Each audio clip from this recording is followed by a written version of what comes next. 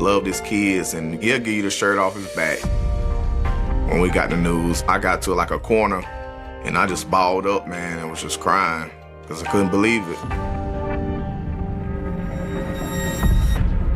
He spotted someone sort of pop out from behind the house wearing all black. Multiple gunshots ring out, followed by the sound of screeching tires. He felt very disrespected, and so he wanted revenge. He's been humiliated. You've got to retaliate. He was so angry, so bent on getting one guy that he didn't care who else had to get hurt. I found it pretty chilling. He showed absolutely no remorse.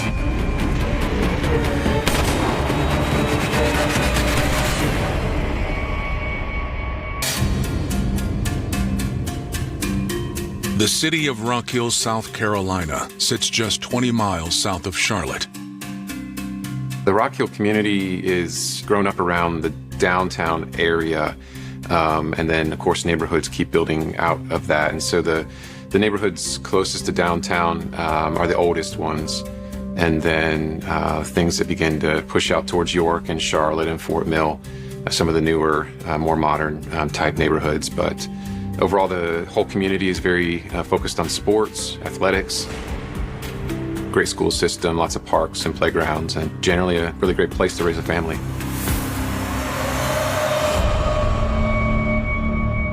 On August 9th, 2015, it's around 11 p.m. when multiple calls come into the Rock Hill Police Department's 911 dispatch center.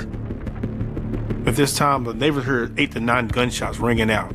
No one knows what's going on. There's chaos on the scene. Noise complaints are extremely frequent, especially in the Frank Street area. Hearing gunshots also is not infrequent, even if it's just something innocent like someone shooting in their backyard for fun. But in this case, the noise complaint coincided with gunshots. There happened to be other officers nearby who heard those as well. And they heard multiple gunshots ring out, followed by the sound of screeching tires. The officers who are already close by are able to get over to Frank Street pretty quickly. There were quite a number of people around the victim who was in the front yard. They find a man laying in the grass, face first, bleeding from his head with an apparent gunshot wound. He was shot twice, once in his arm and once in the head. It appeared he saw the shooter and threw up his arms to block the shot, but when he was shot in the head, he immediately went down. They located a faint pulse on him. He was still alive at the scene at the time. They roll him over to administer first aid, and they find the gun underneath him. The gun was just lying between him and the ground. It was a handgun, so it was pretty clear that he had either been holding it or it had fallen out of his waistband where he fell. But they did just treat him right there until the medics arrived. Since the .380 caliber gun was found underneath Anthony, police think that he was carrying it. They didn't know exactly what had happened, but one, it's not unusual for people in that neighborhood to carry weapons for protection, and two, it could have easily been assumed that he and another person were possibly shooting at each other. They wouldn't have known that until they got the area cleared and were able to begin searching for spent shell casings. He also had his South Carolina identification in his pocket. The man is identified as 30-year-old Anthony DeMond Hart. The victim's still alive. They're trying to work him, trying to save him. He is transported to a hospital in Charlotte, North Carolina. Many of the people who are out in the street know Anthony, and so word gets around pretty quickly. They called me and it was like, man, Anthony just got shot. I was like, what? So, like I said, I got the keys, took off to the hospital. His friends was there and family was there. It was kind of a couple laughs at first, just joking about things in the past, but because we didn't know the severity of it.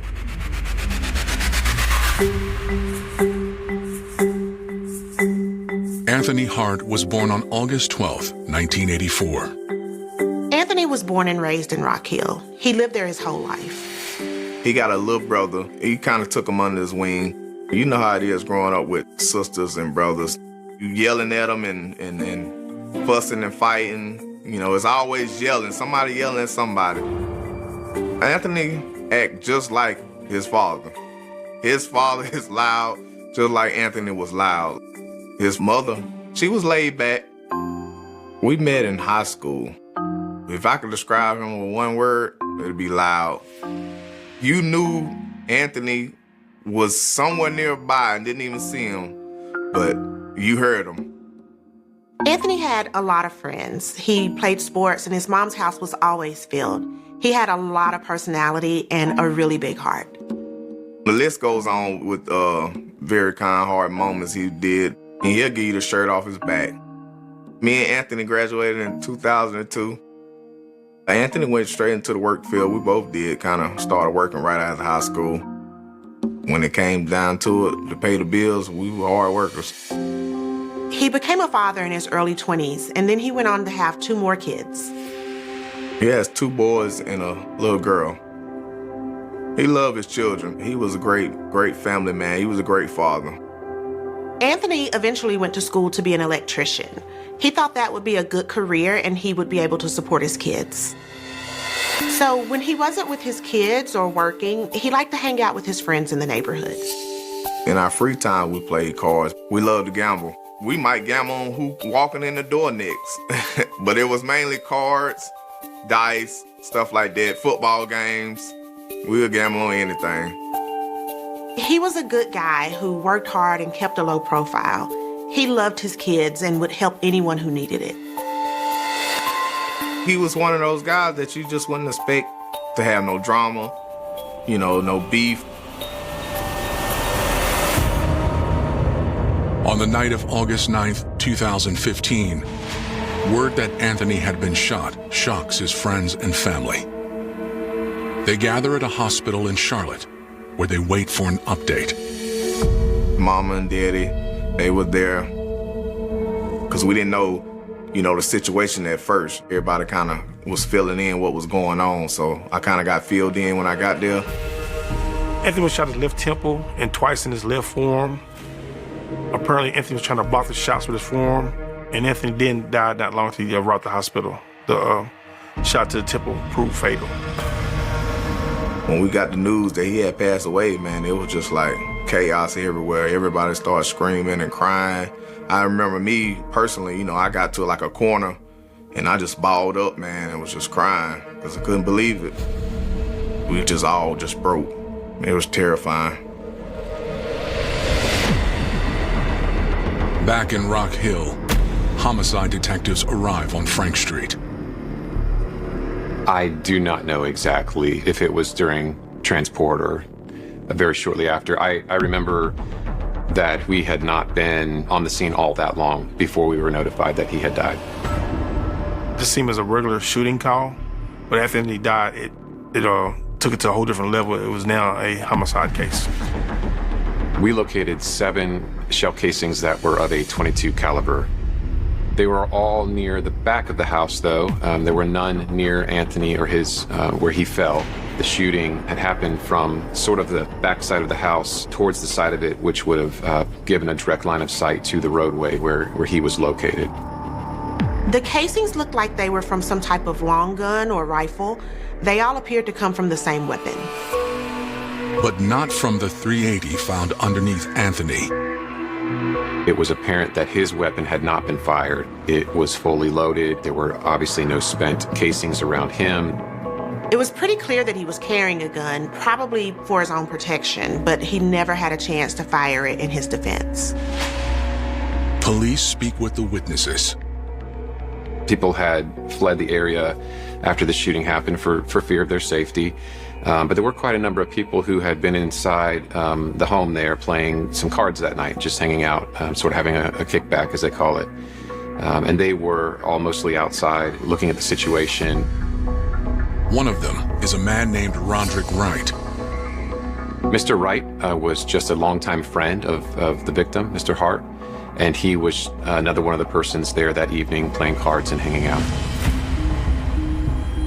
Roderick tells investigators that Anthony had also been in the house.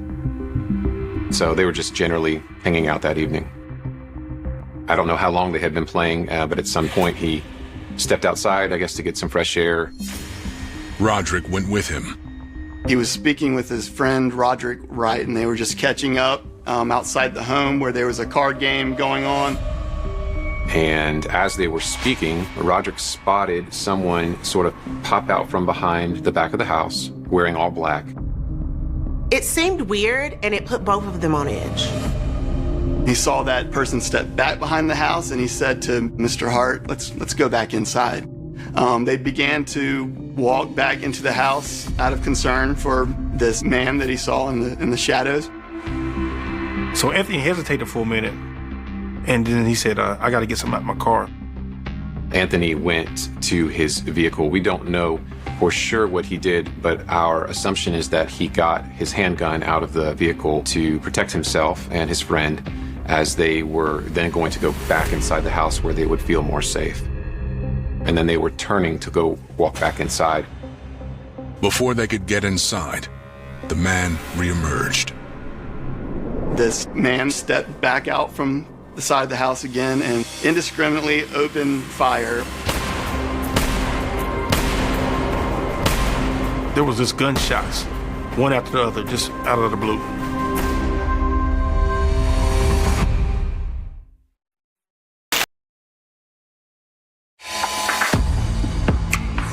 Rock Hill, South Carolina police are investigating the shooting death of 30-year-old Anthony Hart.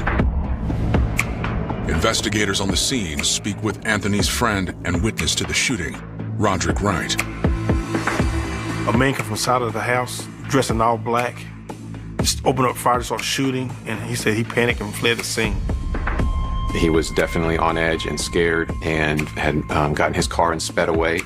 So it was a very traumatic moment for him. The witness stated that he fled from the scene in fear of getting shot himself. So as soon as he heard that the coast was clear, he came back. Roderick's statement helps investigators develop a theory. If someone is dressed in all black with a weapon, sneaking up behind the house, the theories would then be that they were there to intentionally rob or kill someone. It wasn't a random act of violence. It wasn't like an argument that went sideways. And because there was a card game going on inside the house where money was being used in the betting, it was assumed that possibly the suspect was there to rob the people of their money at the card game. Other witnesses who'd been at the card game report that one man left early and angry. Sean Durham had been at the card game and lost his money and left angry and upset that he had lost the money. And it was assumed that he had come back to rob everyone to take back his money. That was the initial rumor that was circulating in the streets, and we heard that from many different people that night. But Roderick can't say one way or another whether Sean was the shooter. Roderick was only able to say that the suspect was wearing all black because the backside of those houses on Frank Street is very dark, especially that late at night. Very few of them have any back porch lights. And so it would have been pitch black, and Roderick would have been looking from a well-lit position in the street into darkness, and so he would not have been able to give any sort of a positive identification of the shooter. They actually find Sean and talk to him. He admits that he left angry, but insists that he had nothing to do with the murder. He says that he went to a friend's house and stayed there the rest of the night. Sean is still a suspect this time, but he could be lying about his alibi, so this time he's just a person of interest. There's nothing connecting him to the shooting. No proof. Detectives plan to follow up on Sean's alibi. In the meantime, more tips come in. Investigators learned about a shooting that happened a week prior, and they said figuring out that this could be connected to the shooting. On August 2nd, a man opened fire on a home on Frank Street, just 3 houses down from the scene of Anthony's shooting. A male subject came in the evening, stood in the front yard, and opened fire into the house through the front windows of the house. There were 9 people inside the home. Based on witness statements of individuals inside the home, It appears that one of the first or second rounds caused the blinds, the window dressings to fall. There were two small children, toddlers really, who were playing in the floor of the living room. He continued to fire multiple rounds into the house before fleeing the scene. There were several people at home at the time, including a grandmother, a pregnant woman, and children. Somehow, no one was killed. The shooting was immediately reported by the family that lived there. The male subject inside had either been grazed by a bullet or by glass, and so he needed some medical treatment. The family was clearly traumatized by the shooting. Investigators identified a suspect in the shooting. One of the residents of that home. She did not know his name, but she knew him to go by Q. The next day, by utilizing the nicknames that had been given to us, we were able to produce a photo lineup, go back to the family, and one of the young women was willing to cooperate with us and identify him as the shooter. They learned that his real name is Quinteris Miller, and he was just 17 years old. Based on her identification and the other evidence collected in the investigation, Miller was charged with those 9 counts of attempted murder and discharging a firearm into dwelling. Police were able to obtain warrants for his arrest on those charges, but he evaded police. We knew that through tips that he had gone back to Chester and was in hiding. And so we contacted the City of Chester Police and the Chester County Sheriff's Department and let them know that, he was wanted for an attempted murder, and they began doing surveillance and looking for him. There's no clear connection between these two incidents, just rumors. When we see these crimes happen in the neighborhoods, we know that there are witnesses, but oftentimes people don't want to speak up because of their distrust for law enforcement, for one, and that relationship has been strained. In addition to that, they're fearful of retaliation. You have 2 shootings just a few houses away from each other within a week. Are they connected? The only way to find out is to find Quinteris and talk to him.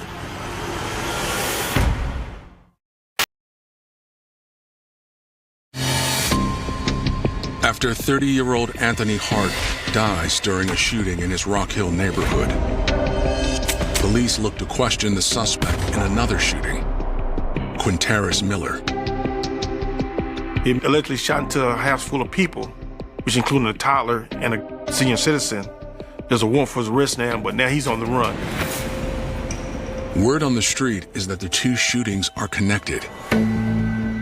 People are saying that the same person who shot up the house shot Anthony, but police don't know if that's true, and if that's true, what the connection might be. As police continue to hunt for Quinteris, they take a closer look at the first shooting. The family did tell us that it happened probably because of the fight that took place there in their front yard earlier that day. The family made the connection for us because they knew that Quinteris was present at both incidents. On August 2nd, a man by the name of Swadarius Beatty got into an argument or a fight of some sort with his girlfriend at the time. Beatty's girlfriend is Quinteris Miller's sister. He received a call from his sister that she was there, and so he went over there to help protect his sister. Quinteris Miller arrived on Frank Street with a group of other people to confront Mr. Beatty about the altercation with his sister. During that confrontation, things escalated. A young woman got out some pepper spray, and she sprayed Quinteris' sister and everyone who was in her car. Quinteris got mad about that and hit the pepper spray out of the young woman's hand. Well, that was Beatty's sister. So Beatty got mad and attacked Quinteris with the brick. Suddenly, Beatty hits him in the face with a brick and knocks him unconscious. And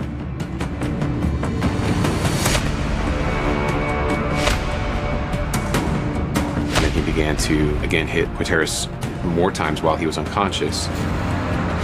The witness goes on to tell police that some good Samaritans jumped in to help. There were two individuals about two houses down, a father and son, who were sitting on their porch and observing this go down in front of the houses on Frank Street. And after Mr. Miller had been knocked unconscious, Beatty was on top of him and continued to assault him. These two men got up and ran to help Mr. Miller, and they were able to effectively get Beatty off of him. Anthony and his dad ran over and broke up the fight. And then Quinteris' sister and their friends were able to drag him into a car and get him out of there. No one was charged for anything that took place there because all the parties did not want to cooperate or press charges. Rumor has it that Quinteris left the incident humiliated. Beatty essentially got the best of Mr. Miller. He felt very disrespected by the fact that he had been hit with the brick, and so he wanted revenge. So at this point, Quinteris is embarrassed. He's been humiliated.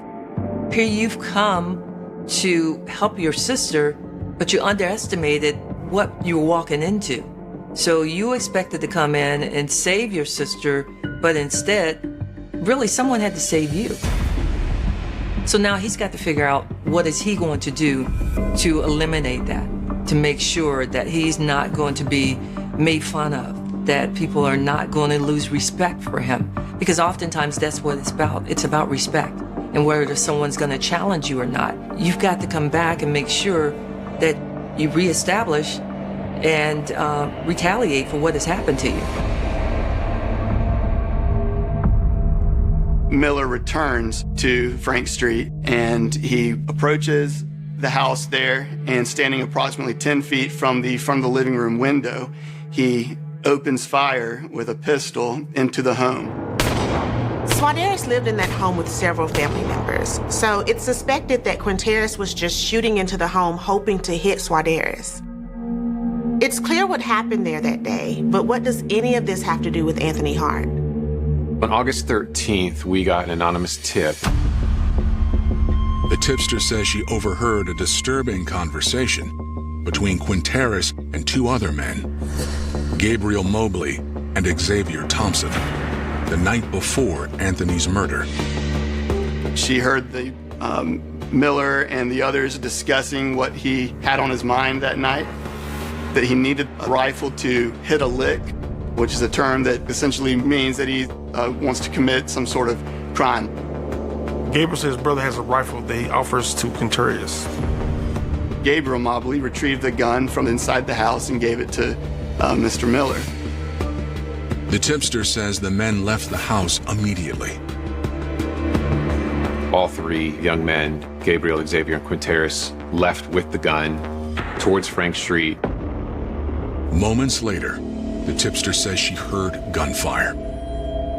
When they say she heard gunshots, we know that this is the same day and time that Anthony was shot. And we know that three men headed in the same direction. And this is the same gun that killed Anthony.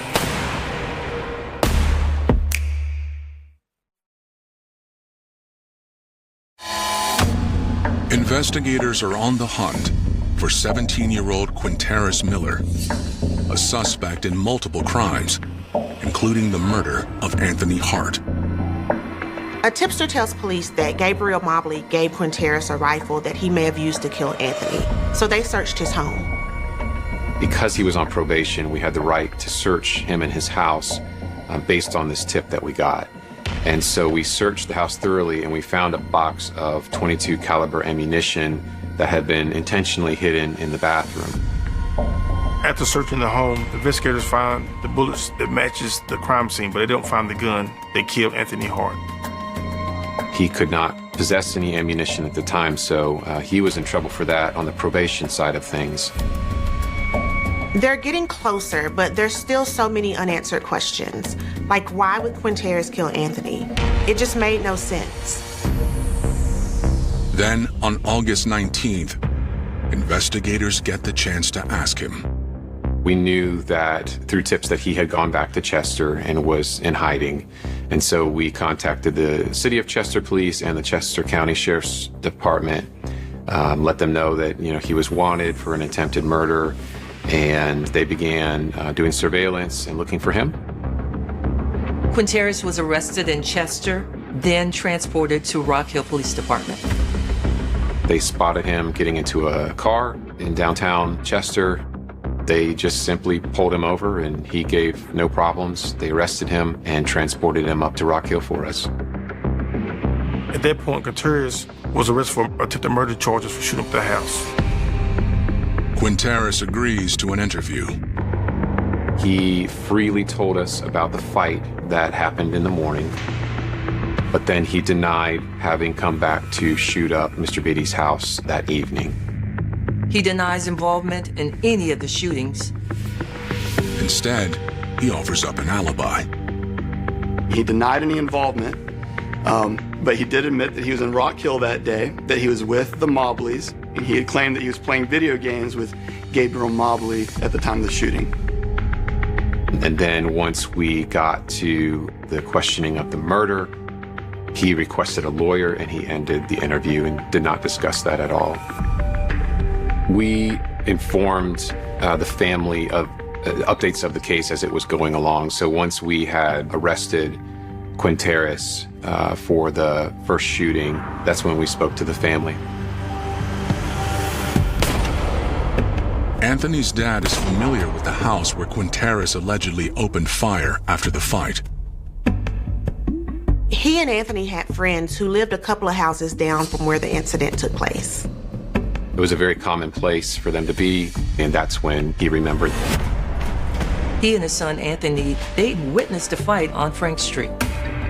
Anthony's father put two and two together and let me know that he and Anthony had actually intervened in that fight. Because to him, he didn't know that it had anything to do with the murder, and so he didn't think to mention it because it's not uncommon to find teenagers, fighting in the streets. During the fight, Quinteris Miller was knocked unconscious, but the male subject who was assaulting him did not stop hitting him even though he was unconscious.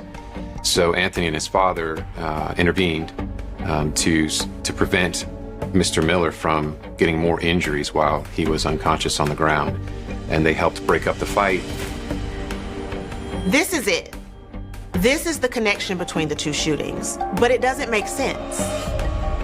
If Anthony tried to help Quinteris, why would Quinteris seek Anthony out and gun him down? Meanwhile, a former suspect in Anthony's murder is also in custody on unrelated charges. Sometime shortly after the murder, Sean Durham was arrested on a completely separate case. Sean was considered a suspect early on because he got angry and stormed out of the card game when he lost money. While he was in the York County Detention Center, he was not given a bond for his charges, and he desperately wanted a bond, and so he volunteered to work with the police to clear his name, because obviously he had heard the rumors that he was being named as the shooter in Anthony's case.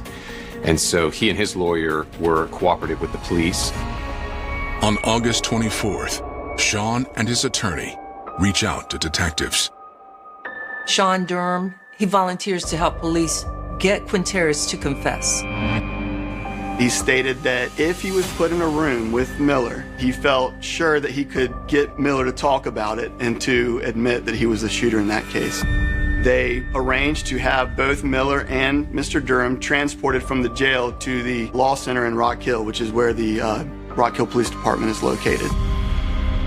They placed a camera and some audio recording equipment in a room. They brought Mr. Miller and Durham into that room.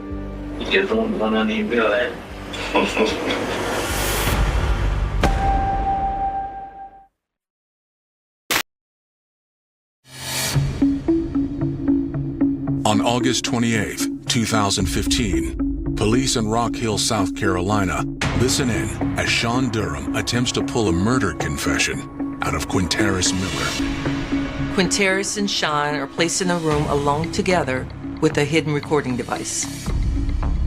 The investigators then went to another room where they watched, I believe, a live feed from the camera as Durham spoke with Miller about the incident. And it was that conversation between Miller and Durham that really sealed Q Miller's fate. He asked him, were you just trying to get one under your belt, meaning a murder, taking a life? And Miller just shook his head and laughed.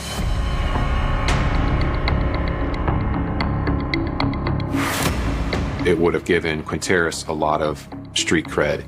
And so he seemed quite happy to talk about the murder with Sean. Sean was able to get Quinteris to open up and talk about the murder because Quinteris would have thought that his information would be safe with Sean. Quinteris looked up to and respected Sean. They ran in the same circles, had the same friends, had been through a lot together. How many shell casings they found? And they said they found like 7, 8. Sean really just approached Quinteris from a position of being sort of excited about hearing the details of the case. Sean starts pushing. He starts getting at the question that police really want answered. Why? And what Quinteris says is a complete shock. Why? It would be wrong.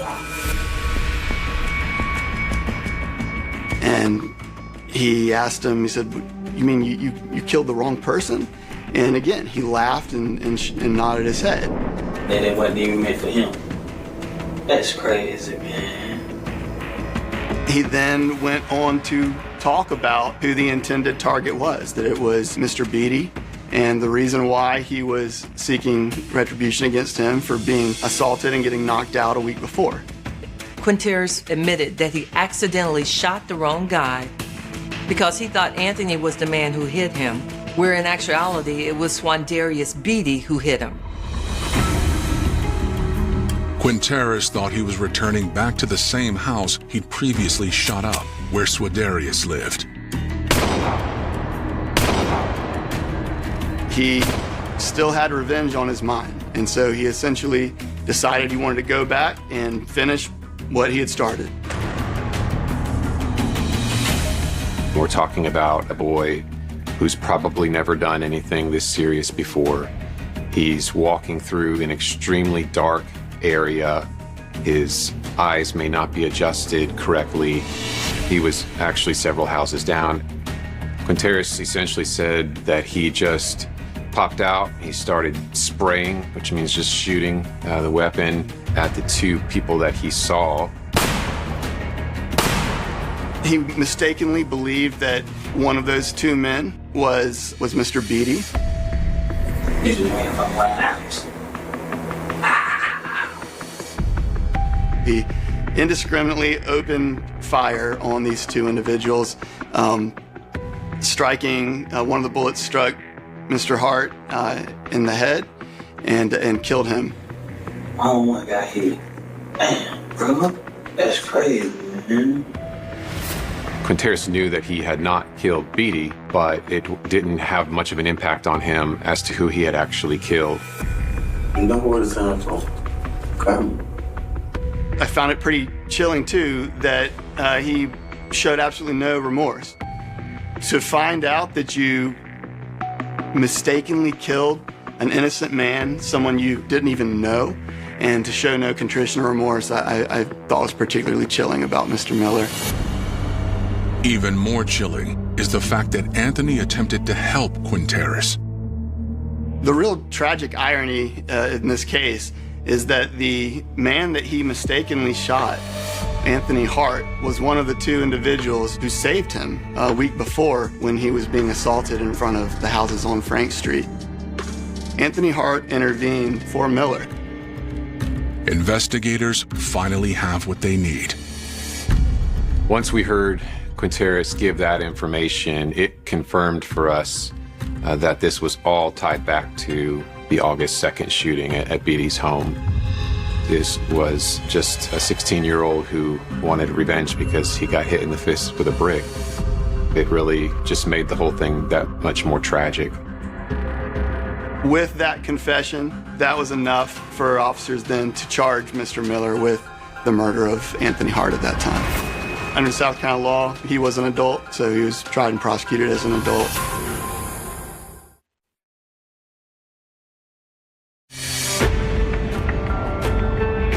Following a taped confession, Quinteris Miller faces over 20 charges, including murder and multiple accounts of attempted murder.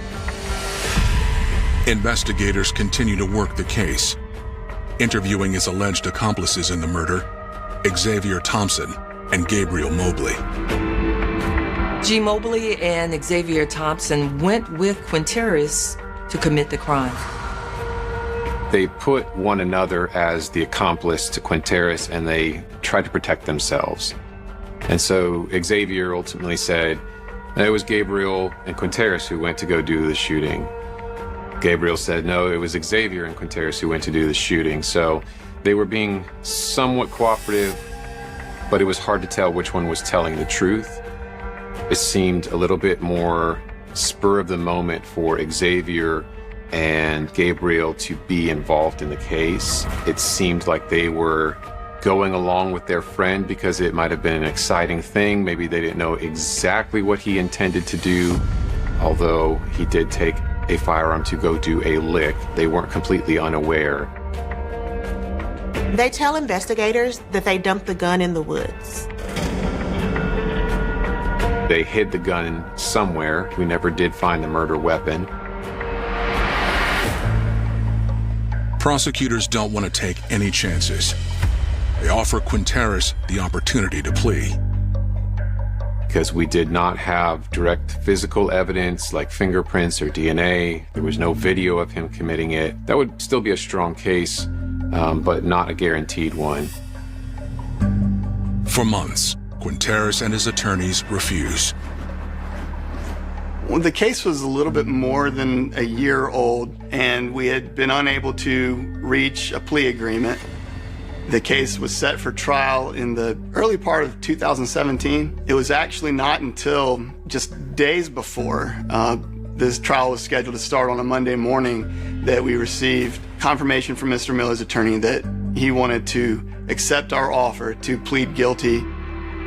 Miller wanted to plead guilty under the doctrine of North Carolina versus Alford, so he did not actually have to admit his guilt, but he acknowledged that there was substantial evidence against him enough that there's a substantial likelihood that a jury would find him guilty. And with the evidence confirmed against him, he accepted the state's offer and pled guilty for the negotiated sentence of 30 years. He cannot be released early, he cannot make parole. Quinteris does not make a statement or give any details of his crimes. He was so angry, so bent on getting one guy that he didn't care who else had to get hurt along the way for him to get that revenge against just one person. So in his case, an entire family was traumatized. There were an elderly woman and a pregnant woman and children who their lives were put at risk when Quinteris shot up their home. Obviously, an innocent man, Anthony, lost his life over this, and ultimately, Quinteris never got the revenge he wanted. Part of the tragedy is that he didn't just take Anthony Hart's life, he threw his own life away. And over something as just trivial as being knocked out in a fight. You know, I think that it's clear from his actions, mistakenly shooting the wrong person, that he is a very dangerous person. And his propensity for violence is obvious. From the facts and the evidence in the case. Anthony's killer was caught, and he is getting the consequences for what he did to Anthony. But I'm sure that his family would rather have Anthony alive today than, another young man in prison. There's just something about Anthony Hart acting as a good Samaritan and intervening for this man who ultimately killed him that just would be so hard for me, I think, to stomach as a family member. Like, this guy literally was helping you out, and you not paying attention, or you just filled with rage and want a retaliation, just come out and just start shooting, and not knowing you just took the life of the guy that helped you out. It was crazy. It was just stupid. That shows you what type of person Anthony is. A very, kind person, will give you the shirt off his back and, help anybody in need.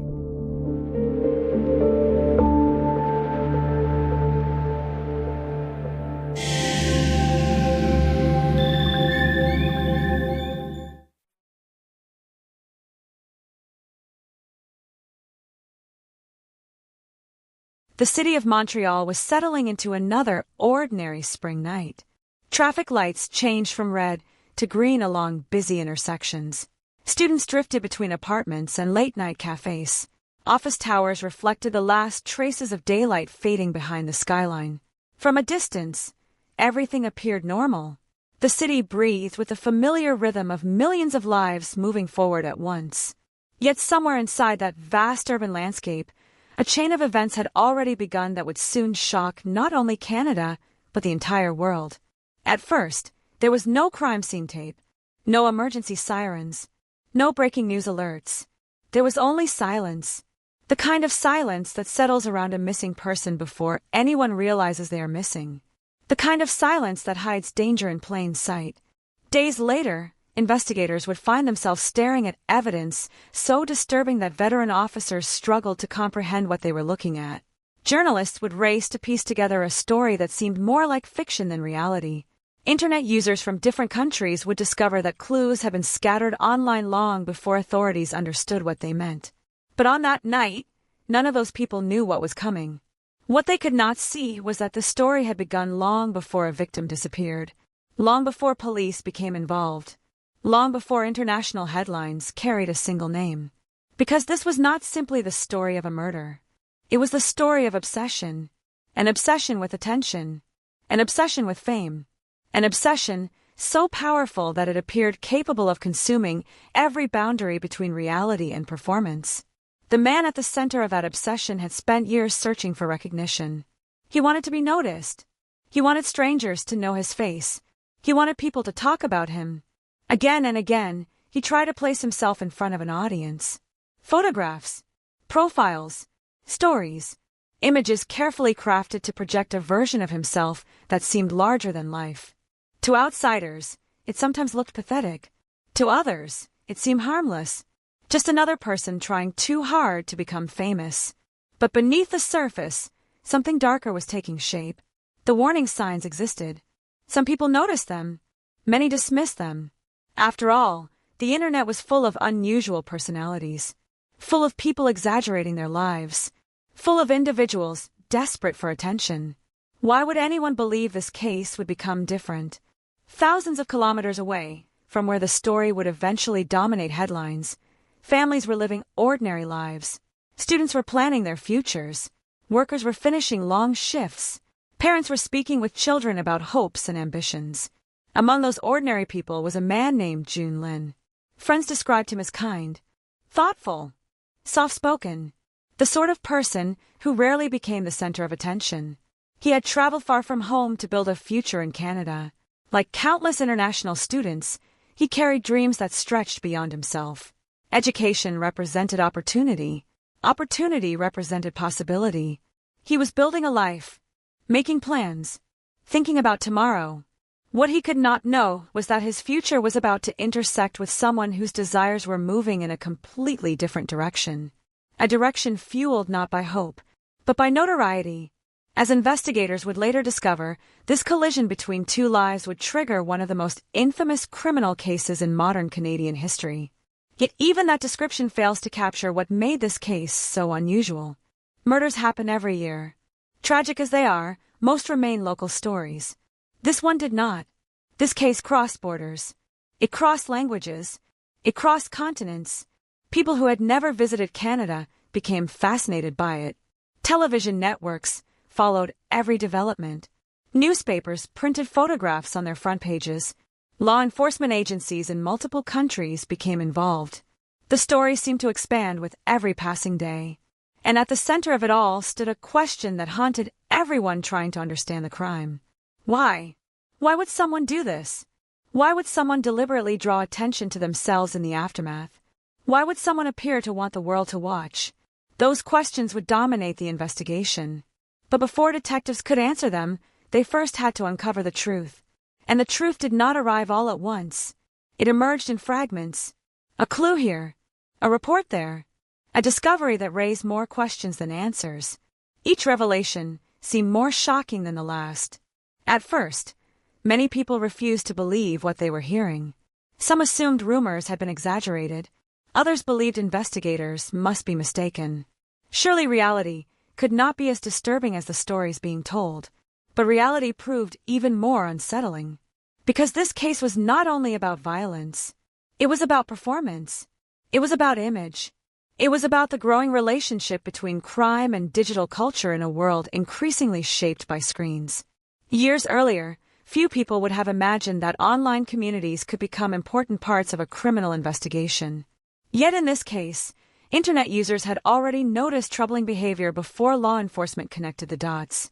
Strangers sitting behind computer screens in different countries had been discussing a mysterious figure whose actions disturbed them. Some tried to warn others. Some attempted to identify him. Most never imagined their observations would later become part of a worldwide manhunt. Looking back now, those conversations seem almost eerie, like distant echoes of a disaster still approaching. But hindsight creates clarity. At the time, nobody possessed the complete picture. Nobody understood how the pieces fit together. Nobody knew where the story would end. The city itself offered no clues.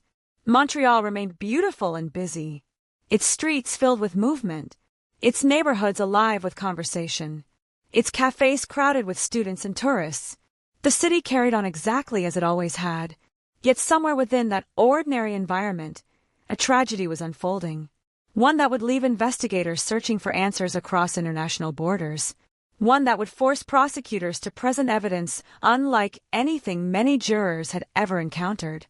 One that would leave a grieving family trying to understand how an ordinary day could transform into a nightmare. And one that would forever connect two names in criminal history. June Lin, Luca Magnotta, the victim, and the man accused of taking his life.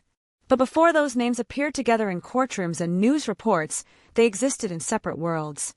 One man focused on building a future, the other increasingly consumed by a desire to create an image.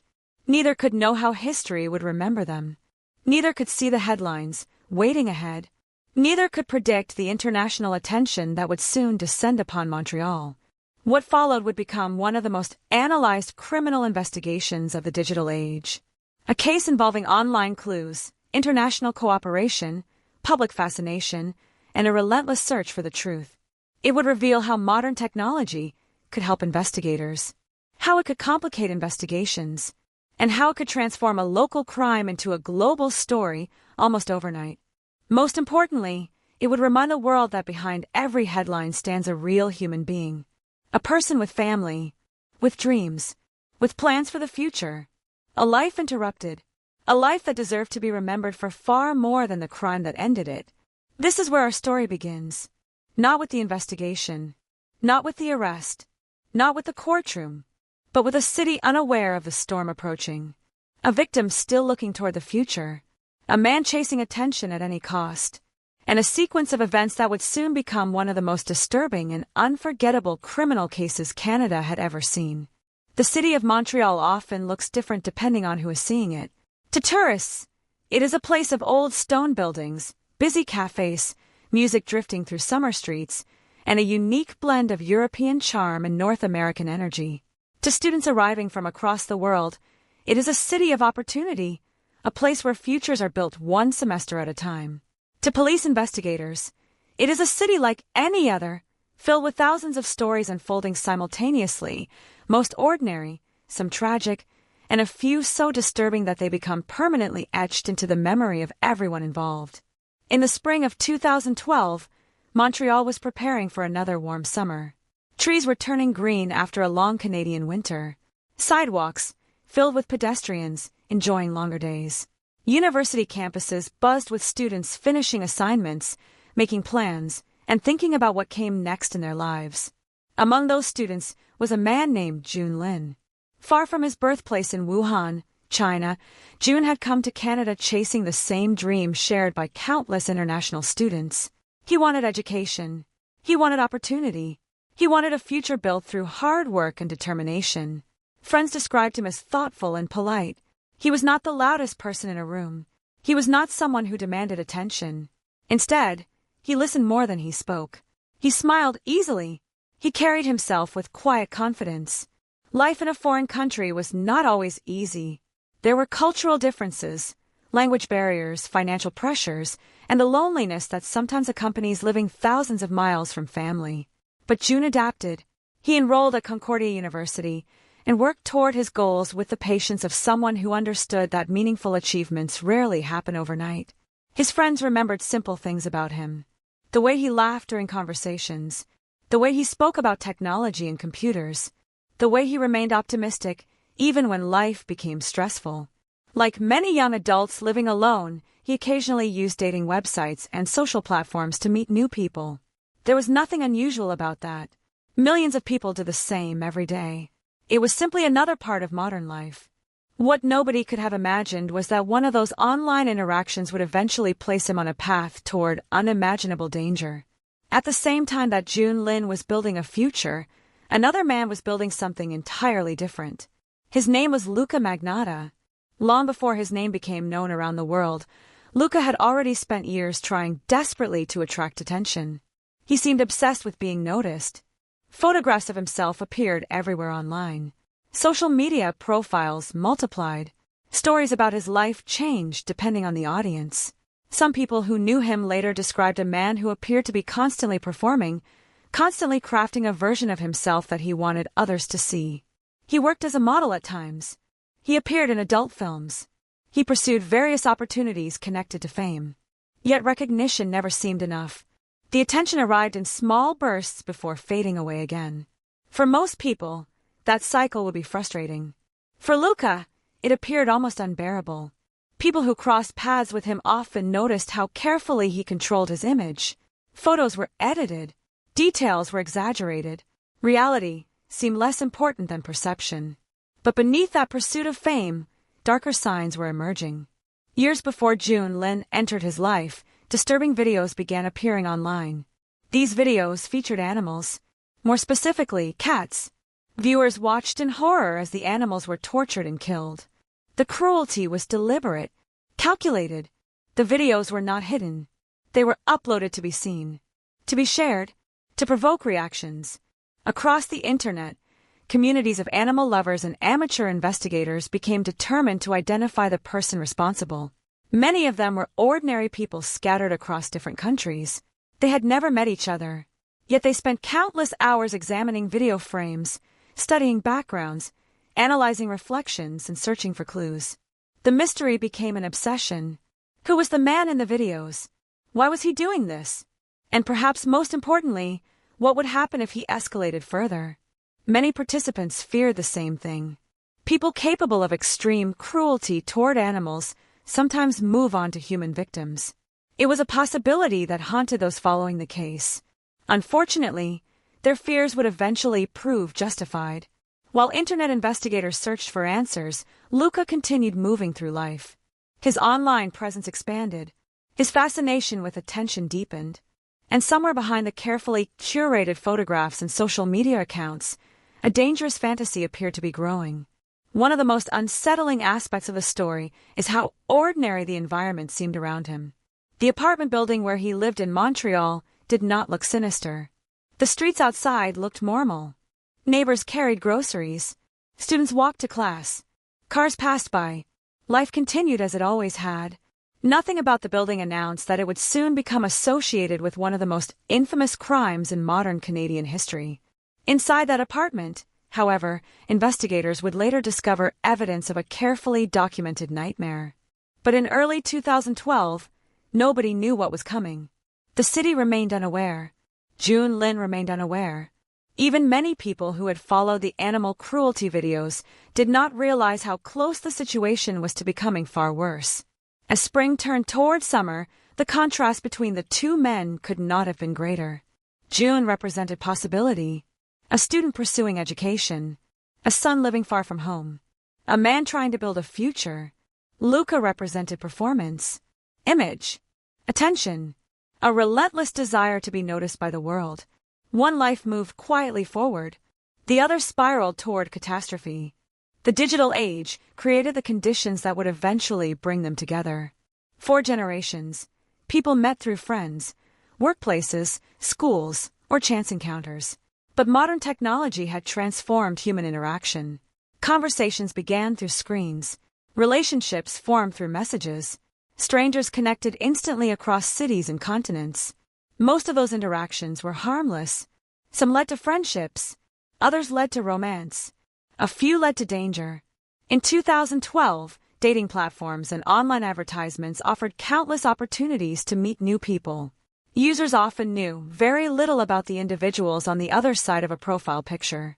Trust became a leap of faith, a photograph, a short biography, a brief conversation, then a meeting.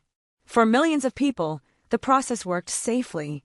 For Jun Lin, it would become the doorway through which tragedy entered his life. Meanwhile, Luca's need for attention seemed to be intensifying. Recognition alone was no longer enough. The ordinary forms of fame he pursued had failed to satisfy him. The world had not given him the celebrity status he wanted. What happened next would suggest that he had begun searching for another path toward notoriety. A darker path. A path that guaranteed headlines, guaranteed attention, guaranteed that people everywhere would learn his name. Psychologists would later examine this aspect of the case closely. Many killers seek power. Some seek revenge. Others act from rage or greed. But Luca appeared driven by something different. He wanted an audience. The internet provided exactly that. Every upload could reach thousands. Every shocking image could spread globally within hours. Every disturbing act could generate discussion. Fear, curiosity, attention, the very things he seemed unable to live without. As the weeks passed, the distance between fantasy and reality grew smaller. Somewhere inside his apartment, plans were taking shape. The world outside remained unaware. Students attended classes. Workers commuted to jobs. Families gathered for dinners. Life continued normally. Yet hidden beneath that normalcy was a collision course between two strangers. One man seeking a future. One man seeking infamy. The tragedy that would soon unfold did not begin with a sudden burst of violence. It began with years of obsession. Years of attention-seeking behavior. Years of escalating warning signs. And perhaps the most chilling detail of all is that many of those warning signs were visible long before the murder itself. The animal cruelty videos, the fabricated online personas, the constant pursuit of notoriety, the disturbing need to shock others. Taken separately, they seemed alarming. Taken together, they formed a portrait that looked increasingly dangerous. Yet no one could predict exactly when that danger would erupt, or who would become the victim. As May 2012 approached, the stage was quietly being set. Montreal's streets remained busy. Concordia University's campus remained full of students planning their futures. Jun Lin continued living his life, unaware that he was nearing his final days. And Luca Magnotta continued feeding an obsession that seemed to grow stronger with every passing year. Soon, their paths would cross. Soon, a routine meeting between two strangers would begin one of the most horrifying criminal cases Canada had ever seen. And when the truth finally emerged, it would reveal not only a brutal murder, but a chilling glimpse into what can happen when a craving for fame becomes more important than human life itself. In the spring of 2012, Montreal was a city moving at its usual rhythm. Students hurried through university campuses carrying backpacks heavy with textbooks. Cafes spilled conversations onto sidewalks. Commuters stepped onto buses and trains without giving much thought to the strangers standing beside them. It was a city filled with thousands of ordinary stories unfolding every day. Among those stories was the life of a man named Jun Lin.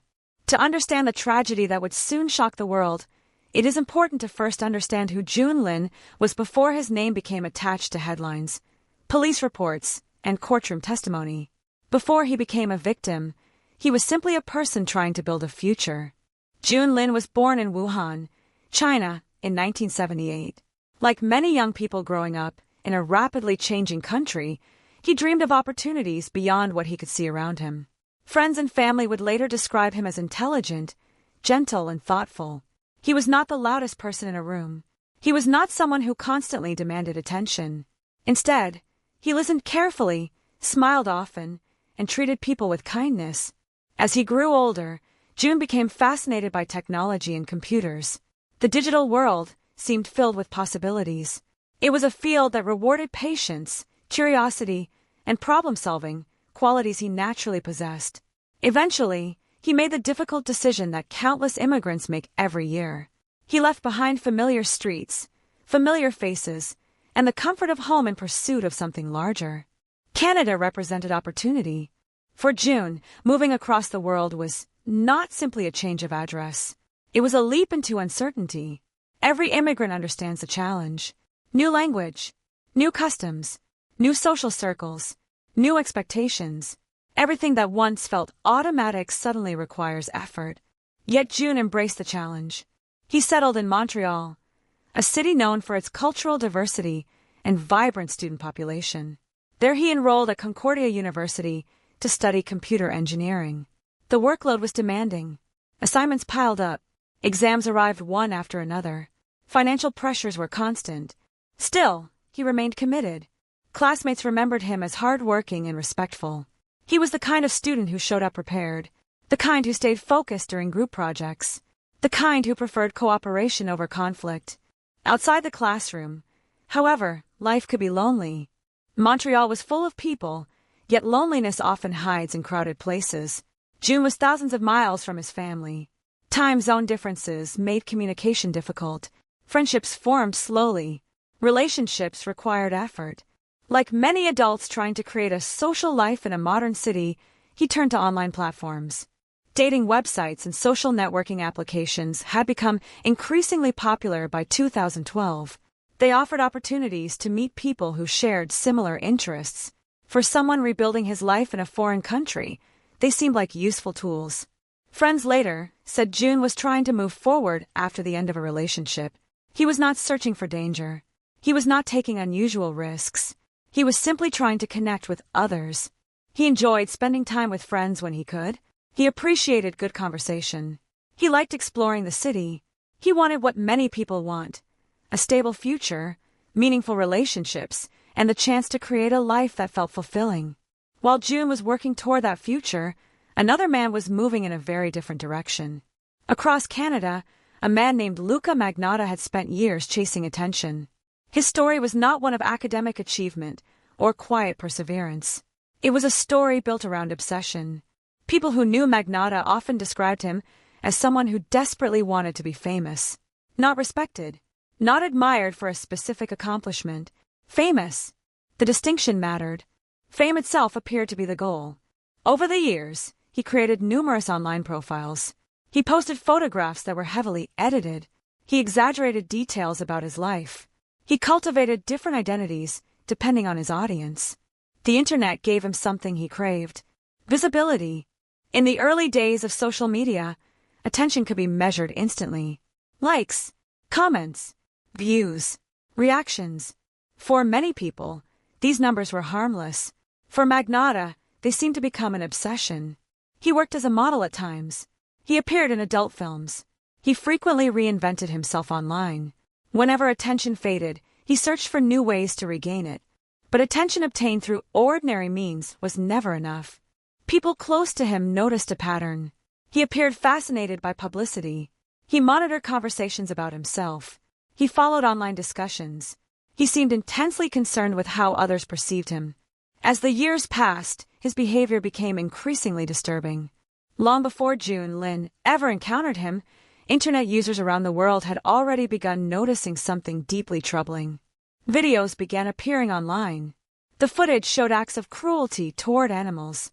At first, many viewers hoped the videos were fake. They searched for signs of editing or special effects. They wanted to believe what they were seeing was not real. Unfortunately, it was. The videos depicted cats being tortured and killed. Viewers were horrified. Animal lovers across the internet became determined to identify the person responsible. Online communities formed around the investigation. Amateur researchers analyzed every frame. They examined furniture, electrical outlets, wall colors, and background objects.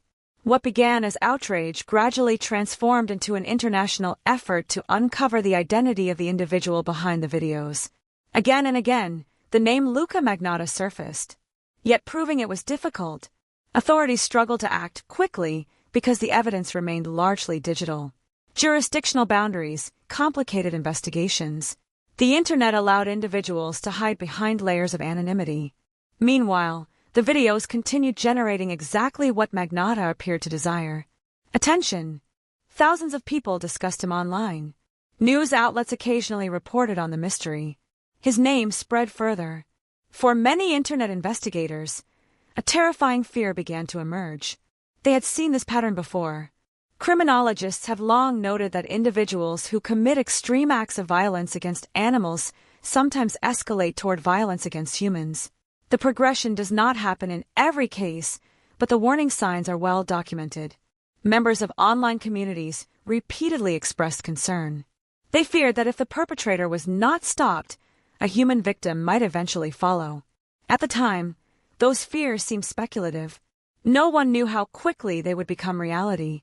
While these disturbing events unfolded online, Jun Lin continued living his life, largely unaware of the danger approaching him. His days revolved around studies, work, friendships, and future plans. He attended classes. He communicated with friends. He looked toward the future. Nothing suggested that his life was about to intersect with one of the most notorious killers in modern Canadian history. In retrospect, the contrast between the two men feels haunting. One was building a future.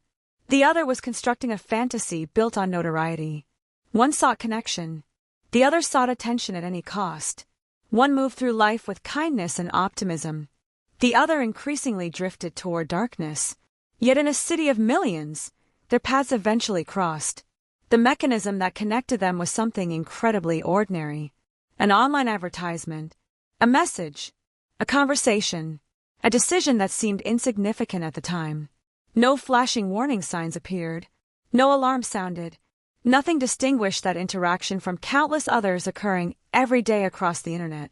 That is one of the most chilling aspects of this case. The beginning looked normal. There was no dramatic confrontation. No obvious threat. No visible danger. Just two strangers arranging to meet. By May 2012, Jun Lin could not have known that he was approaching the final chapter of his life.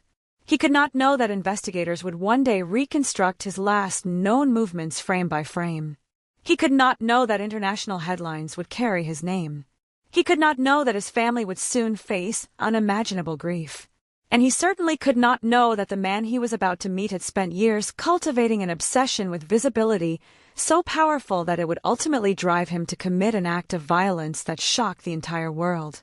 The stage had been set long before either man entered the same room. Years of escalating behavior. Years of warning signs.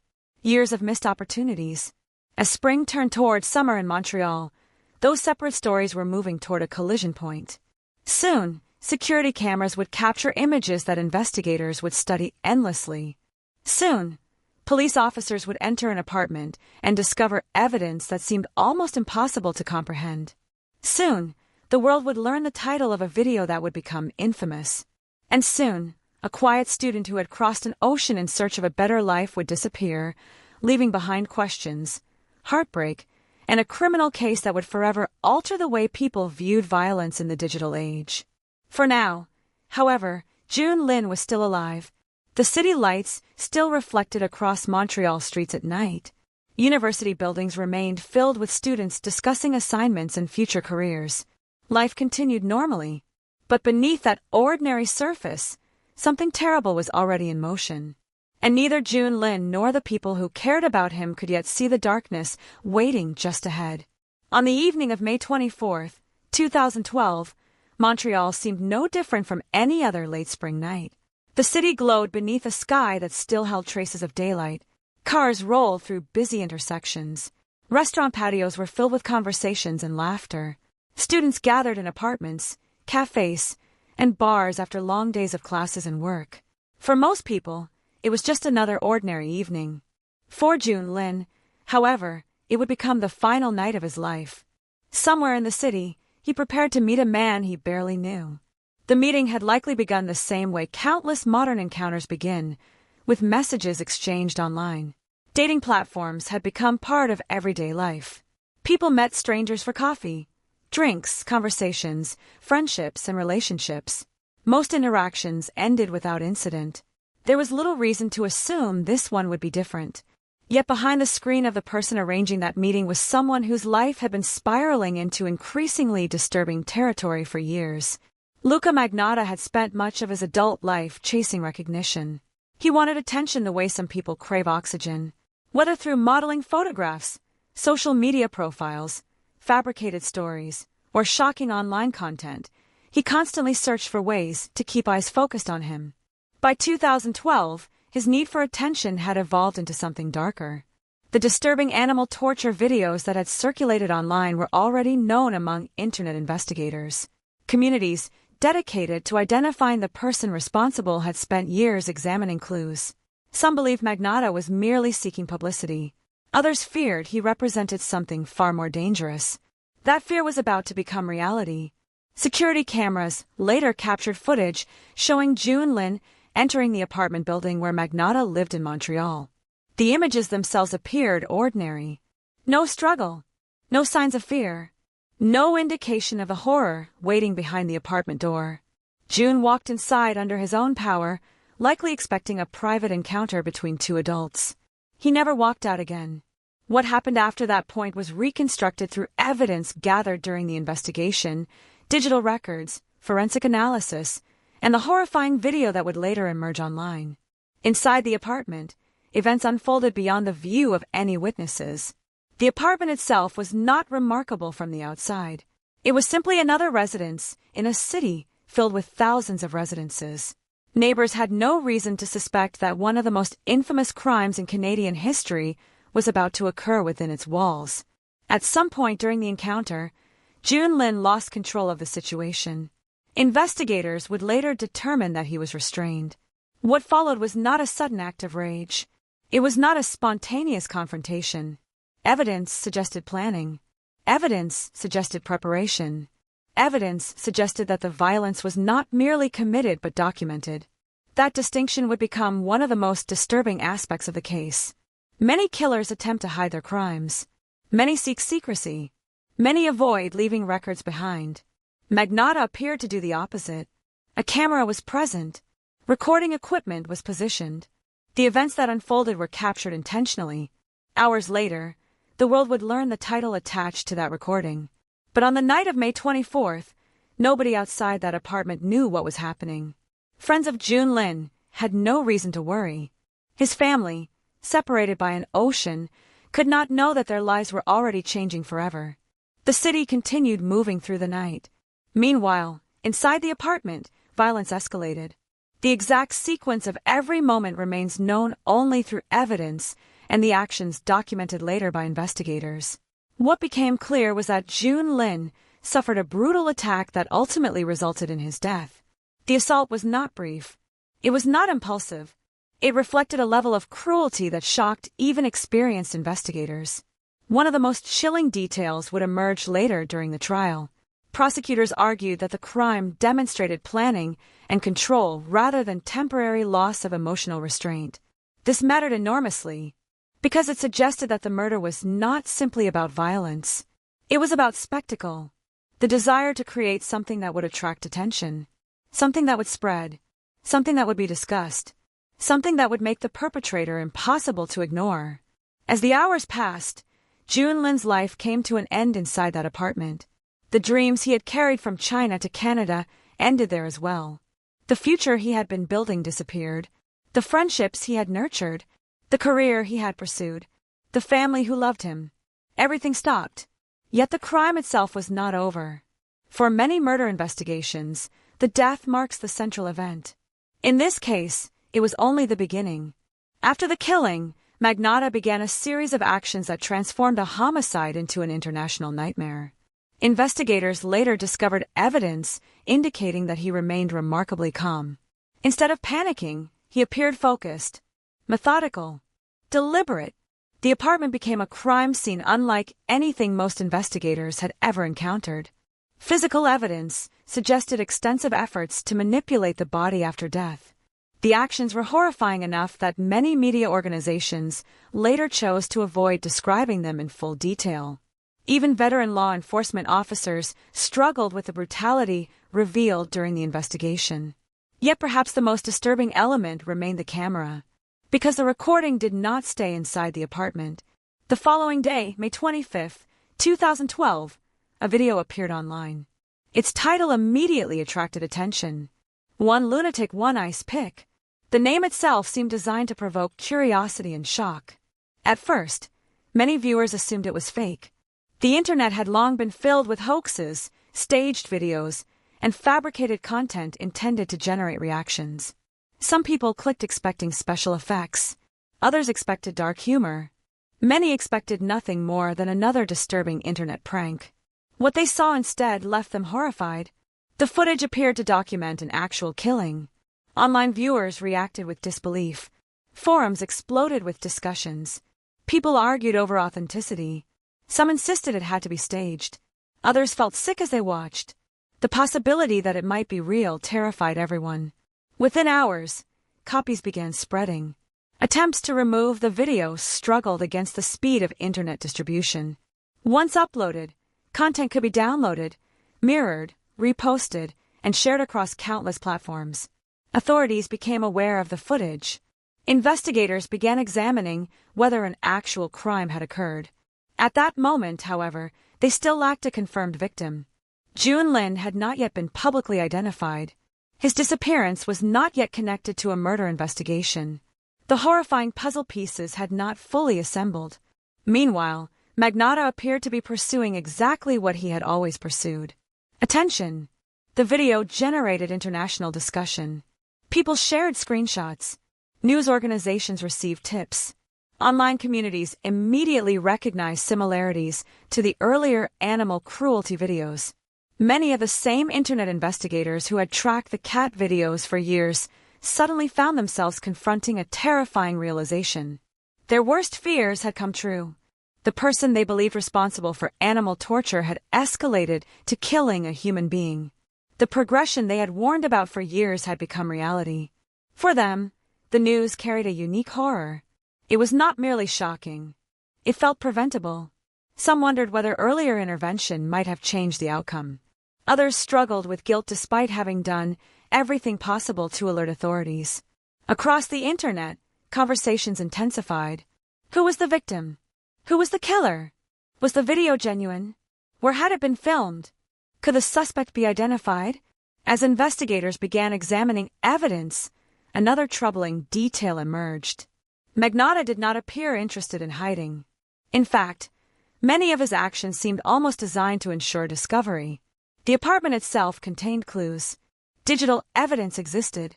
The video had been distributed publicly. This was not the behavior of someone desperately trying to erase all traces of a crime. It was the behavior of someone who wanted an audience, someone who wanted the world watching. That desire for attention would ultimately become one of the defining themes of the entire case. Unlike many murderers who seek power, revenge, or financial gain, Magnotta appeared driven by something different. Recognition, visibility, notoriety. The crime itself seemed inseparable from the publicity surrounding it. As investigators worked to identify both victim and suspect, events were already moving beyond Montreal. The case was about to expand internationally. News organizations began receiving reports. Online communities intensified their investigations. Law enforcement agencies coordinated efforts. And somewhere amid all that chaos, Luca Magnotta was preparing to leave Canada. The murder of June Lin had already shocked those who knew about it, but the discoveries still ahead would push the case into territory almost impossible to comprehend. Because the apartment held more secrets, the city had not yet seen the horrifying packages that would soon appear. Investigators had not yet uncovered the full extent of the post-mortem actions. The international manhunt had not yet begun. And the world still did not realize that one of the most disturbing criminal investigations of the internet era was only beginning. The final hours of June Lin's life had unfolded behind a closed apartment door. What happened next would unfold before the eyes of the entire world. By the morning of May 29, 2012, the investigation had already begun moving in multiple directions. Authorities were examining the disturbing video that had surfaced online. Missing person concerns surrounding June Lin were growing. Digital investigators across the internet were exchanging theories and screenshots. Yet despite all the attention, law enforcement still lacked one critical element that every homicide investigation needs: a confirmed crime scene that could tell the story of what had actually happened. That changed behind an apartment building in Montreal. The discovery began in a place so ordinary that most residents would have walked past it without a second glance. Behind the building sat an area used for garbage disposal, a space where dumpsters and discarded items blended into the background of city life. It was not the kind of place people studied closely. It was simply part of the landscape. A maintenance worker moving through the area noticed something unusual. A suitcase. At first glance, it appeared abandoned. That was hardly rare in a city. People discarded furniture, clothing, broken appliances, and luggage all the time.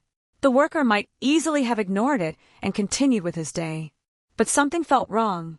The odor surrounding the suitcase was difficult to ignore. Even before it was opened, the smell carried a message. Anyone who has worked around decomposition recognizes it immediately.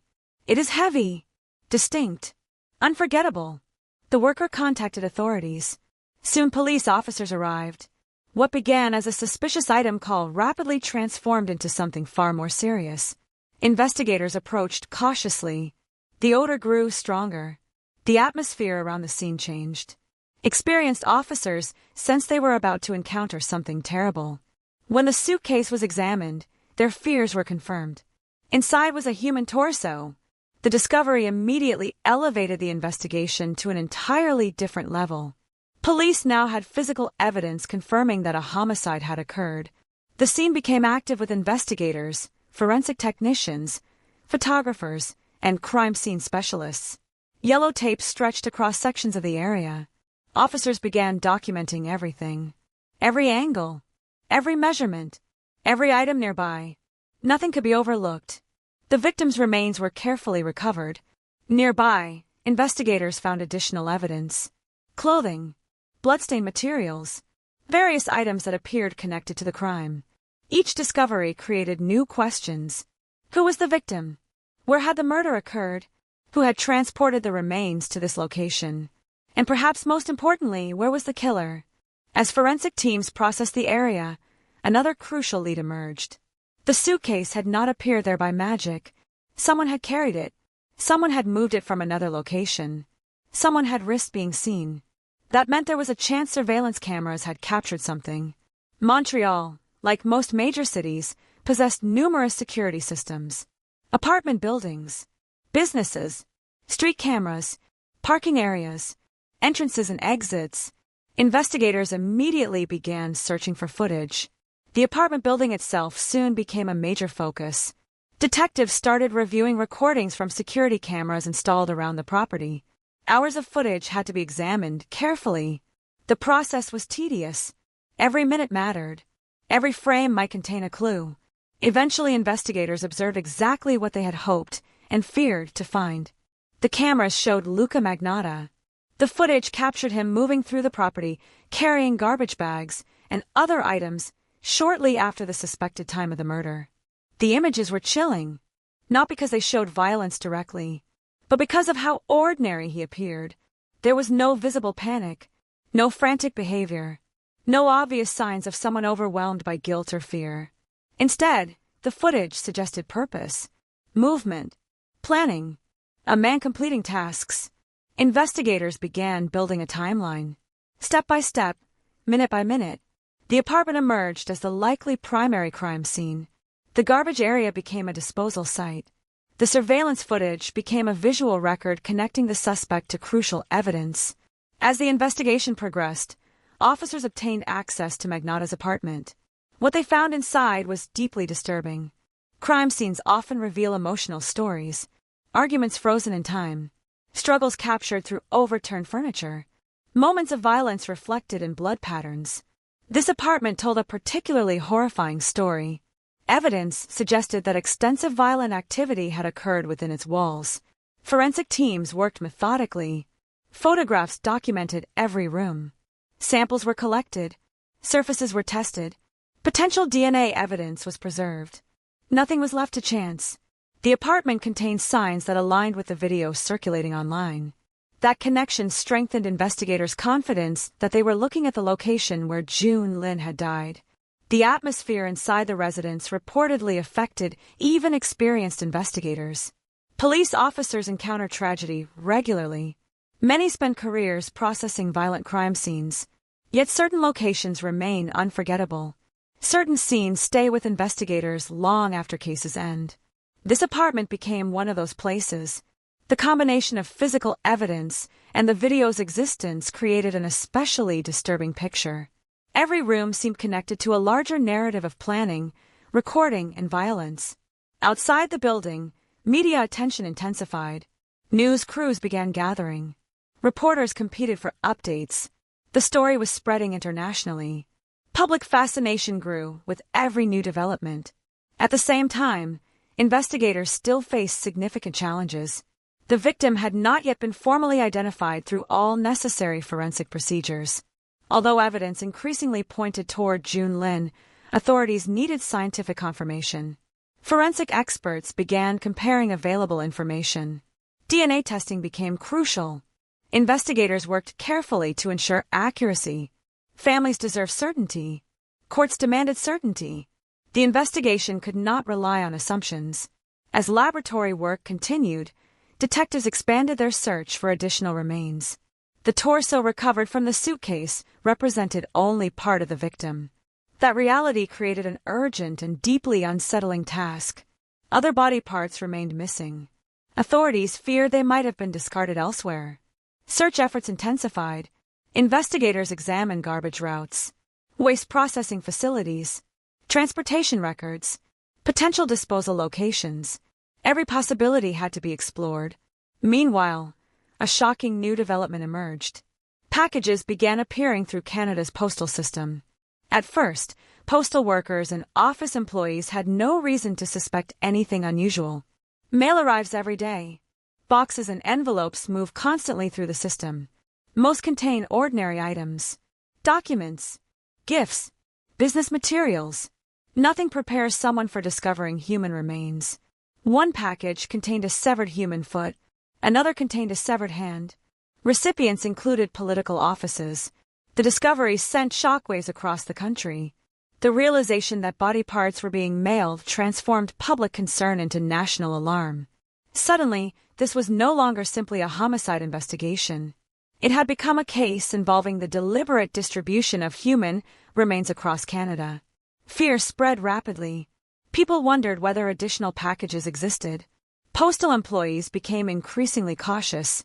Law enforcement agencies coordinated efforts across multiple jurisdictions. Every new discovery deepened the horror. DNA testing eventually confirmed investigators' fears. The remains belonged to the same victim.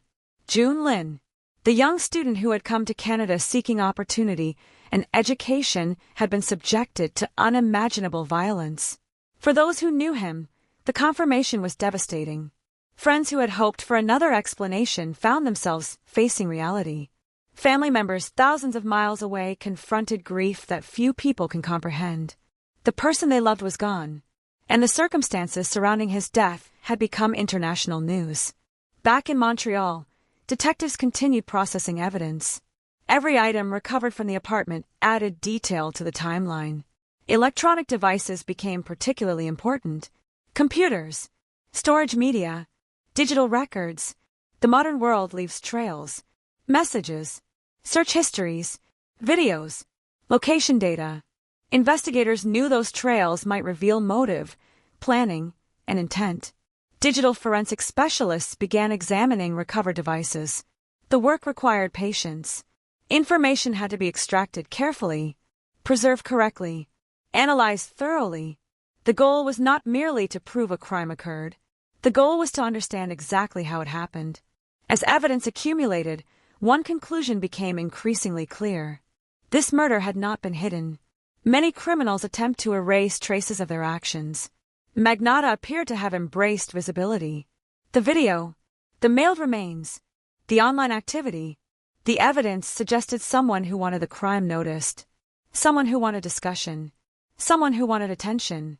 For investigators, that realization carried important implications. A suspect motivated by notoriety behaves differently than a suspect motivated solely by fear or greed. Such individuals often leave trails. They seek audiences. They monitor reactions. They crave recognition. Understanding that psychology would become critical as the case evolved. Because one major problem remained unresolved. Luca Magnotta was gone. By the time investigators pieced together the evidence connecting him to the apartment and the remains, he had already left the scene. His whereabouts were unknown. Authorities knew who they were looking for. They knew what he looked like. They had surveillance footage. They had physical evidence. They had growing international media attention. But they did not have a suspect. The discovery behind the Montreal apartment building had transformed the investigation. What began as disturbing online content was now a confirmed homicide supported by forensic evidence. The crime scene had spoken. The victim had been identified. The evidence pointed toward a suspect. Yet as detectives reviewed reports late into the night, one unsettling reality remained. Somewhere beyond Montreal, Luca Magnotta was still free, and the search for him was about to become one of the most widely publicized international manhunts in modern Canadian history. As May 2012 drew to a close, investigators in Montreal found themselves racing against time.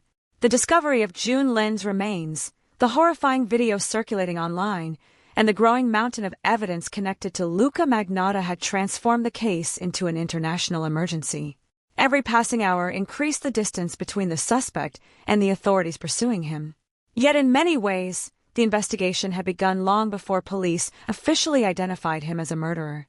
Months and even years before June Lin entered Magnotta's apartment, strangers scattered across the internet had already become concerned about him.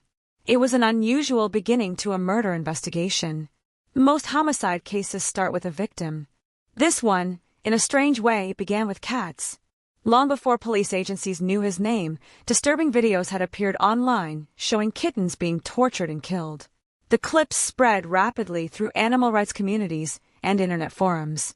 Viewers were horrified not only by the cruelty itself, but by the way the videos seemed carefully designed to attract attention. Many people watched briefly before turning away. Others became obsessed. A small group of internet users decided they would identify the person responsible. They were not police officers. They were not detectives. They were ordinary people living in different countries, connected only through computers and a shared determination to find the individual behind the videos. Night after night, they analyzed every frame.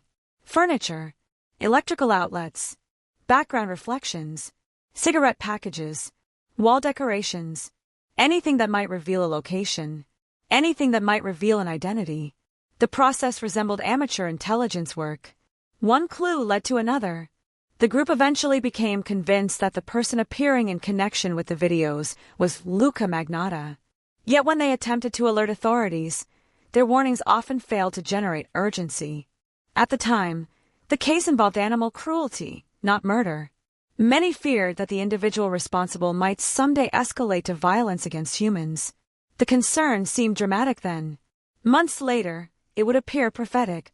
By the time June Lin disappeared, those online investigators were already familiar with Magnotta's behavior patterns. They knew about his obsession with attention, his constant reinvention of his public image, his endless attempts to become famous. Many remember something else as well. He appeared to enjoy being hunted. He seemed fascinated by the idea of people searching for him. That realization would become increasingly important as authorities launched a global manhunt. Back in Montreal, police investigators were assembling the timeline surrounding June Lin's final days. Security footage established that June Lin had entered Magnotta's apartment on May 24, 2012. He never emerged. Cell phone records, surveillance footage, forensic evidence, and witness statements began filling gaps in the narrative. Each piece of information strengthened the same conclusion. June Lin had been killed inside the apartment. The evidence supporting that conclusion continued growing. Blood evidence recovered from the residence linked the location directly to the crime. DNA evidence connected June Lin to the apartment and to the remains that had been discovered. Investigators carefully documented every finding. Because of the extreme publicity surrounding the case, they understood that every detail would eventually face scrutiny in court. Nothing could be left to assumption. Everything had to be supported by evidence.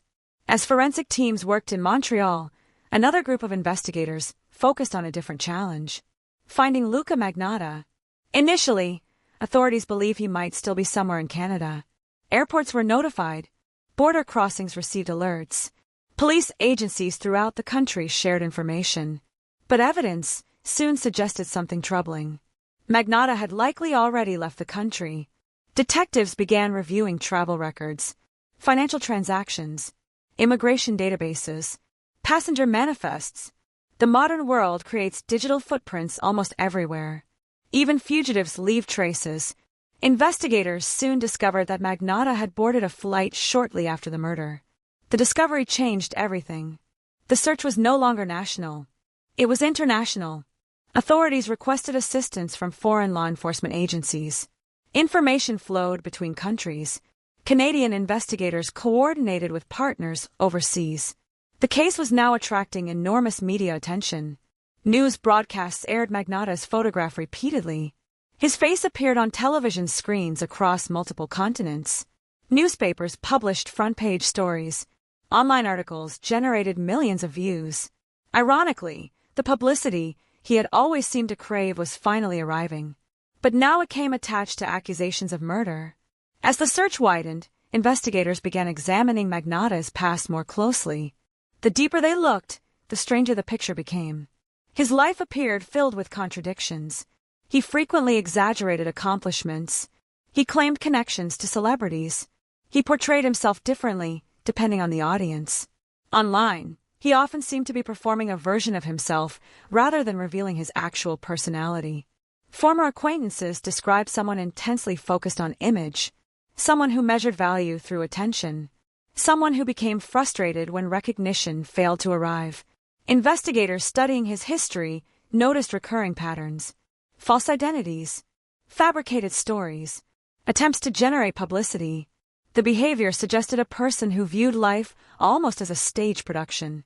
That perspective seemed especially relevant given the way the murder had unfolded. The crime itself appeared designed for an audience. The video, the packages, the online dissemination. Each act seemed intended not merely to kill, but to create spectacle. Meanwhile, authorities received assistance from an unexpected source.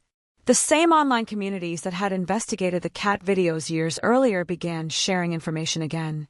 Although police relied primarily on official evidence, the online researchers possessed a detailed understanding of Magnotta's habits.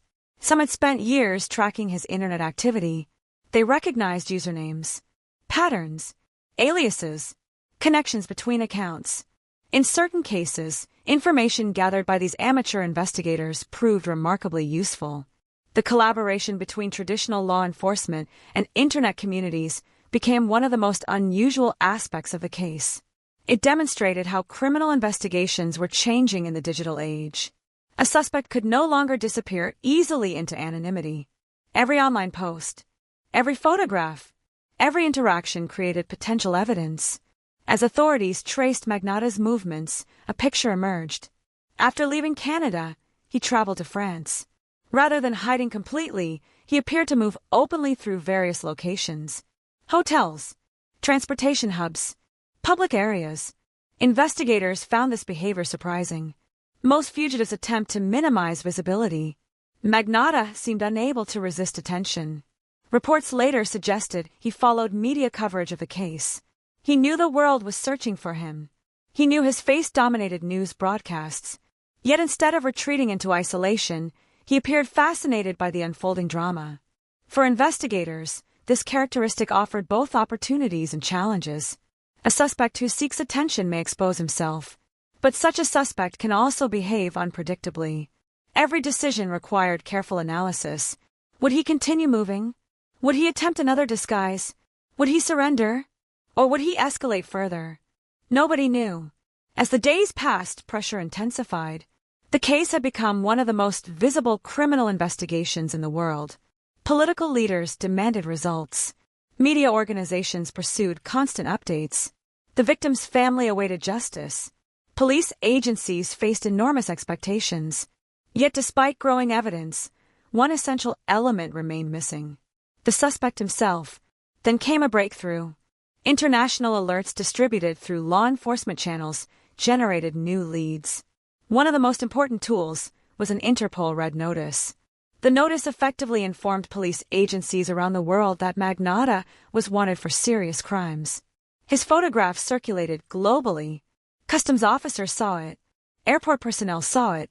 Border agents saw it. Hotel workers saw it. Ordinary citizens saw it. Millions of eyes suddenly became part of the search effort.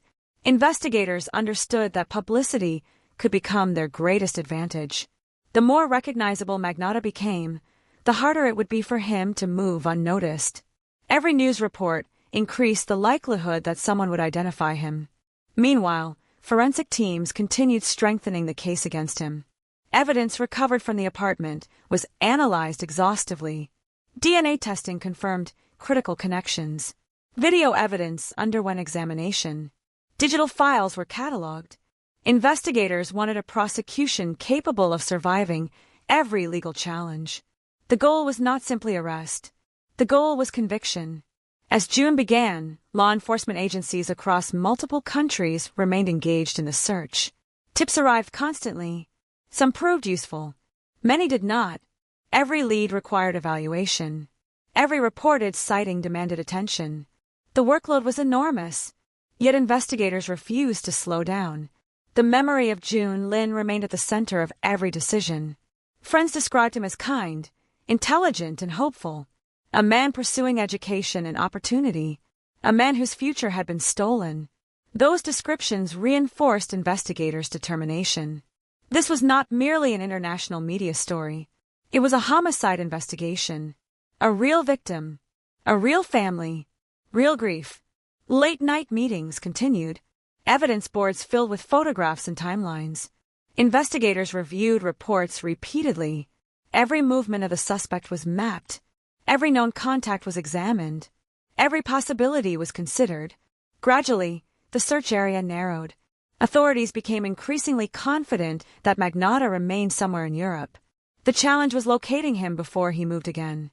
The entire world seemed to be watching.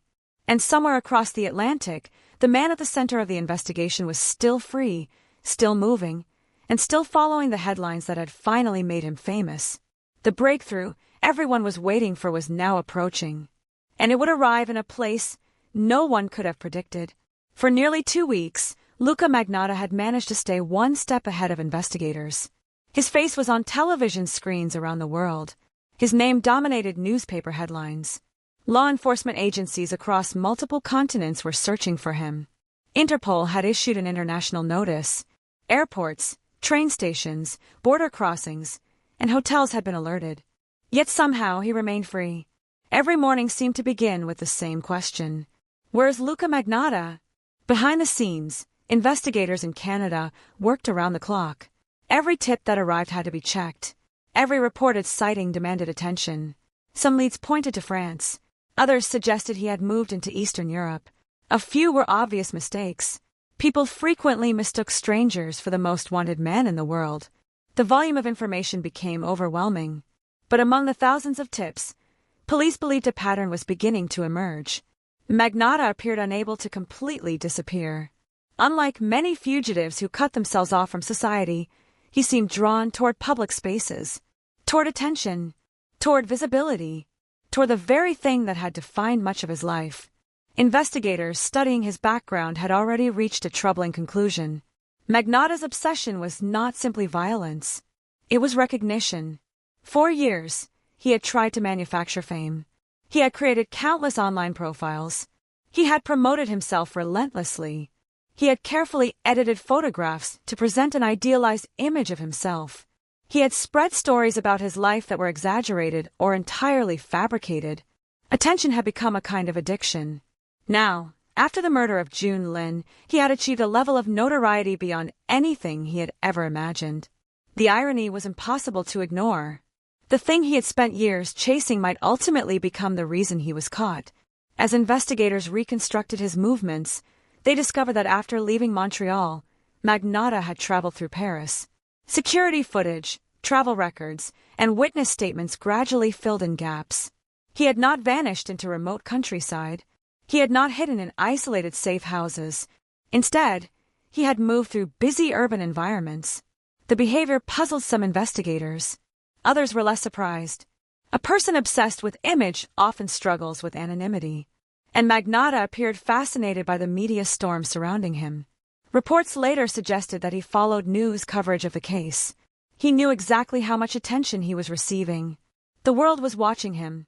And for someone like Magnotta, that attention may have been impossible to resist. Meanwhile, the investigation itself had become a global operation. Canadian authorities coordinated closely with international partners. Information flowed between agencies at an extraordinary pace. Every new clue was shared immediately. Every confirmed sighting triggered urgent communication. Detectives understood that capturing Magnotta would require cooperation across borders. No single agency could solve the case alone. As June 2012 began, pressure mounted. The public wanted answers. June Lin's family wanted justice. Police wanted an arrest. And journalists everywhere wanted updates. Then, on June 4th, everything changed. That morning in Berlin, Germany, life seemed ordinary. People moved through train stations. Workers commuted to their jobs. Tourists walked crowded streets. The city carried on with its usual rhythm. Among those moving through Berlin was Luca Magnotta. Despite being one of the most wanted fugitives in the world, he was not hiding underground.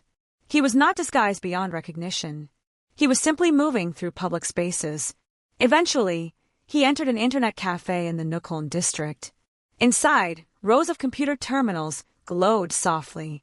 Customers sat quietly browsing websites, checking emails and reading news. Nothing appeared unusual, at least not initially. Magnotta selected a computer and sat down. Then he began doing something astonishing. He searched for news stories about himself. The man being hunted across the globe was reading reports about the hunt. Investigators would later marvel at the recklessness of the decision. But perhaps it was not recklessness. Perhaps it was compulsion. For years, Magnotta had chased attention. Now he was consuming it. Article after article described the investigation. Photographs showed his face. Stories detailed the allegations against him. The world's spotlight had finally found him. And he could not look away. At some point, another customer recognized him. Accounts differ slightly regarding exactly who first became suspicious, but what remains clear is that someone connected the face sitting at a computer terminal with the face appearing in international news reports. The resemblance was unmistakable. The customer alerted employees. Concerns spread quickly. Police were contacted. Within a short time, officers arrived at the internet cafe. For investigators thousands of miles away, events were suddenly moving very fast. Inside the cafe, officers approached the suspect. Magnotta attempted to remain calm. When questioned, he reportedly provided false information about his identity. But by then, it was already too late. Authorities had prepared extensively for this possibility. Fingerprints would provide certainty. Documents would be checked. Every procedure would be followed carefully. The man sitting before them could deny who he was. The evidence could not. The fingerprint comparison confirmed the truth. Luca Magnotta had been found.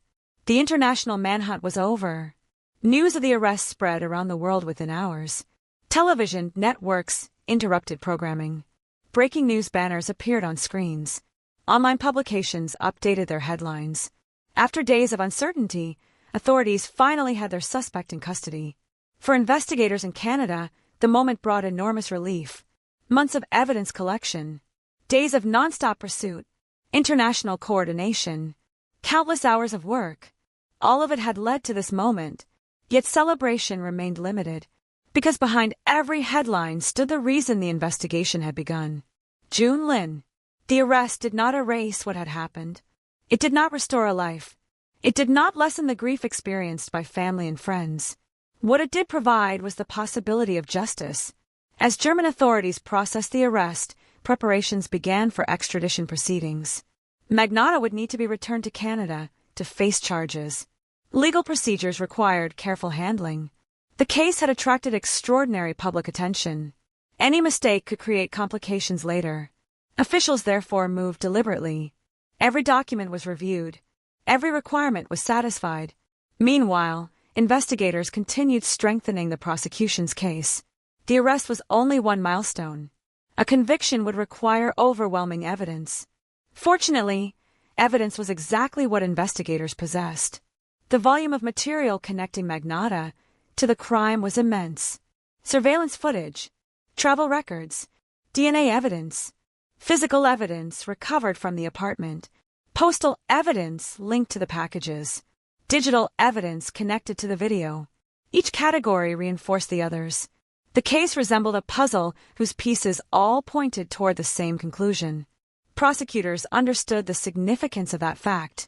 Defense attorneys could challenge individual elements, but challenging all of them simultaneously would be far more difficult. The evidence formed a cohesive narrative, one supported by science, documentation, and eyewitness testimony. As extradition arrangements progressed, public fascination with the case continued growing. Many people struggled to comprehend the crime itself. Others became fascinated by the investigation. Particular attention focused on the internet communities that had tracked Magnotta years earlier after the animal cruelty videos. For those online investigators, the arrest carried special significance. Some had spent years warning that the individual behind those videos posed a serious danger. Many had feared escalation. Now their fears appeared tragically justified. The progression from animal cruelty to homicide became a major topic of discussion among criminologists and behavioral experts. For decades, researchers had examined connections between violence toward animals and later violence toward humans. The Magnotta case seemed to provide one of the most disturbing modern examples. Investigators reviewing his history recognized numerous warning signs. The need for attention, the pattern of escalation, the carefully staged nature of the crimes, the desire to shock audiences. None of these elements alone predicted murder. Together, however, they painted a troubling picture. Back in Montreal, members of June Lin's community reacted to news of the arrest with mixed emotions. Relief, sadness, anger, exhaustion. The case had generated international headlines, but for those who knew June Lin personally, the attention often felt secondary. They remembered a friend, a classmate, a son, a person who had traveled across the world seeking opportunity, someone who should have been planning his future rather than becoming the subject of a homicide investigation. Many attended vigils. Flowers accumulated at memorial sites. Candles flickered in quiet gatherings. Photographs of June Lin appeared alongside messages of remembrance. While the media focused on the suspect, those closest to the victim worked to preserve memories of the man whose life had been taken. As summer advanced, legal proceedings moved forward. Magnotta would eventually stand trial in Canada. The evidence would be presented publicly. Witnesses would testify. Experts would explain forensic findings. The justice system would begin the difficult task of transforming horror into legal facts. But before any of that could happen, one crucial chapter had already ended. The search was over. The fugitive who had crossed oceans, the man whose image had appeared on screens around the world, the suspect who had spent years craving fame, had finally been found sitting quietly in front of a computer screen, reading stories about himself. And in that moment, the obsession that had driven so much of his life became the very thing that led authorities directly to him.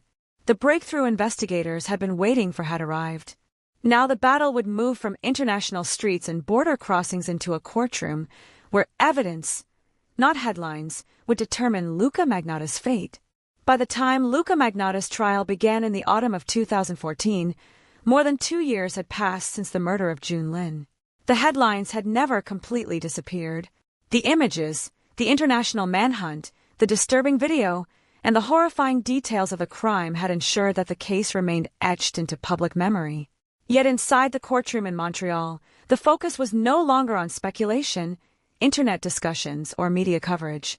It was now about evidence, responsibility, and the legal process that would determine Magnotta's future. Outside the courthouse, reporters gathered before sunrise. Television crews positioned cameras along sidewalks.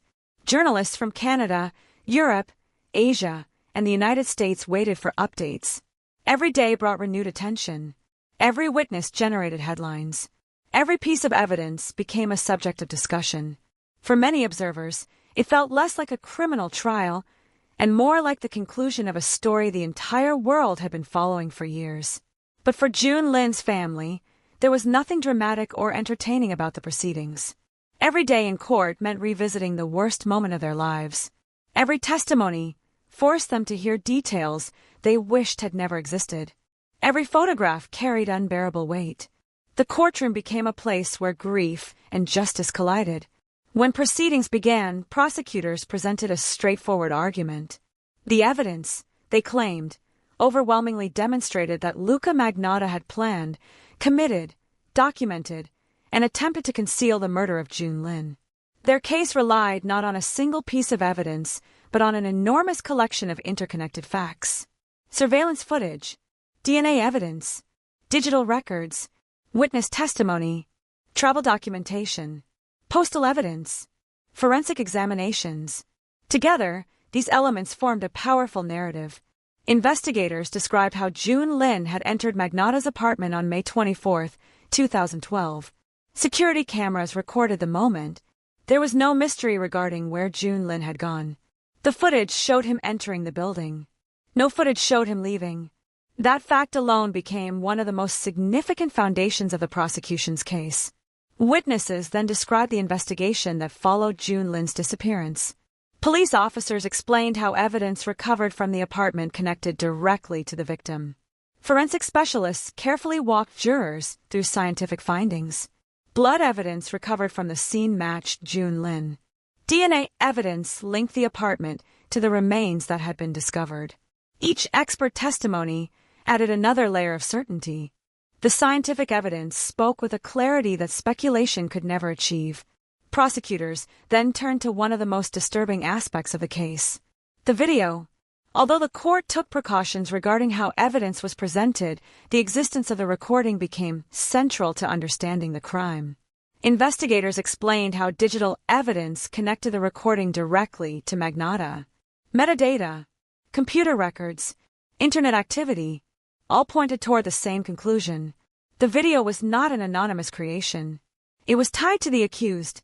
Jurors listened carefully. Some members of the public struggled to comprehend how a person could document such violence. Yet prosecutors argued that the recording revealed something important: planning, control, awareness. The crime had not occurred in a moment of confusion or accident. According to the prosecution, it reflected deliberate choices. The packages mailed to political offices and educational institutions also became critical evidence. Postal inspectors described the discovery of human remains. Investigators detailed how DNA testing confirmed that the body parts belonged to June Lin. Records connect to the shipments to actions taken after the murder. These details strengthen the argument that Magnotta had attempted not merely to kill, but also to create widespread attention and fear. Every new witness seemed to reinforce the same conclusion. The evidence pointed consistently toward one person: Luca Magnotta. Yet despite the overwhelming evidence, the trial was not simply about whether the accused had committed the acts in question. The defense pursued a different strategy. Rather than denying that Magnotta had been involved, defense attorneys focused on his mental state. They argued that severe mental illness had affected his ability to understand reality. The defense presented psychiatric evidence suggesting that Magnotta suffered from significant psychological disorders. Experts discussed diagnoses, behavioral patterns, delusions, symptoms observed over many years. The defense argued that the murder occurred within the context of serious mental illness. Their goal was not necessarily to dispute the physical evidence. That would have been extraordinarily difficult. Instead, they sought to convince jurors that Magnotta's mental condition reduced or eliminated criminal responsibility. The courtroom became a battleground between competing interpretations. One side emphasized planning, preparation, and deliberate behavior. The other emphasized psychological disturbance. Jurors faced the difficult task of evaluating both. Psychiatric testimony often introduced complex questions. Can someone be mentally ill and still understand their actions? Can planning coexist with severe psychological disorders? How should the law evaluate responsibility when mental illness is involved? These questions have challenged courts for generations. In the Magnotta case, they became central to the defense. Prosecutors responded aggressively. They argued that numerous actions demonstrated awareness and intent. The efforts to conceal evidence, the disposal of remains, the international flight, the use of aliases, the attempts to avoid detection. Each action suggested an understanding that a serious crime had been committed. Prosecutors contended that these behaviors were inconsistent with an individual incapable of appreciating reality. The debate continued for weeks. Witness after witness entered the courtroom. Investigators described the search for Magnotta. International officials explained the extradition process. Forensic experts reviewed evidence in extraordinary detail. Psychiatrists offered competing opinions. The trial became one of the most closely watched criminal proceedings in modern Canadian history. Throughout the process, attention frequently returned to June Lin. Friends and acquaintances described the man behind the headlines. They spoke about his kindness, his intelligence, his ambitions, his willingness to embrace a new life in Canada. The testimony reminded everyone that the case was not merely about a defendant. It was about a victim whose future had been stolen. June Lin's family endured the proceedings with remarkable strength. For them, each day represented another painful step toward answers. Nothing said in court could restore what had been lost. But the trial offered an opportunity for truth to be formally established.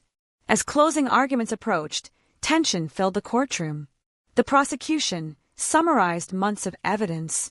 Piece by piece, they reconstructed the crime. They reminded jurors of surveillance footage, DNA results, digital records, travel history, the video, the mailed packages, the efforts to flee. According to prosecutors, the evidence painted a clear and undeniable picture. The defense delivered its own final argument.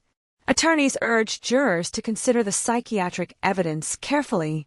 They emphasized mental illness. They argued that the case involved more than simple criminal intent. They asked jurors to examine not only what happened but why it happened. The responsibility now rested with the jury. After hearing weeks of testimony and reviewing extensive evidence, jurors withdrew to deliberate. Outside the courtroom, journalists waited anxiously. News organizations prepared special coverage. Families waited. Investigators waited. The entire country seemed to pause. When the verdict finally arrived in December 2014, the courtroom filled quickly. Observers sensed the significance of the moment. Years of investigation, months of preparation, weeks of testimony. Everything had led here. One by one, the verdicts were read. Guilty, guilty, guilty. The jury found Luca Magnotta guilty of first-degree murder. He was also convicted on additional charges related to the abuse of a corpse, publishing obscene material, and mailing human remains. The verdict brought a sense of finality to a case that had shocked the world. For prosecutors, it represented validation of years of work. For investigators, it confirmed the conclusions they had reached during the earliest stages of the investigation. For June Lin's loved ones, it offered a measure of justice. Not peace, not healing, but justice. Following the verdict, the court imposed a life sentence. Under Canadian law, Magnotta would not be eligible to apply for parole for 25 years. The sentence reflected the severity of the crime and the jury's conclusion that the murder had been intentional and planned. As proceedings ended, many observers reflected on the extraordinary nature of the case. It contained elements rarely seen together in a single investigation. A murder documented on video, body parts sent through the mail, an international manhunt, worldwide media attention, internet communities that helped track clues, a fugitive captured while reading news about himself. Yet beneath those extraordinary details remained a simple truth. A human being had lost his life. A family had lost a son. Friends had lost someone they cared about. No verdict could change that reality. The courtroom had delivered its judgment. The legal battle was over. But the deeper questions raised by the case, the nature of obsession, the pursuit of fame, the warning signs that had appeared years earlier, and the lasting impact on everyone involved, would continue long after the trial ended. Those questions would become part of the final chapter of the story. When the courtroom doors finally closed and the cameras began to disappear, many people assumed the story of Luca Magnotta had reached its end. The verdict had been delivered.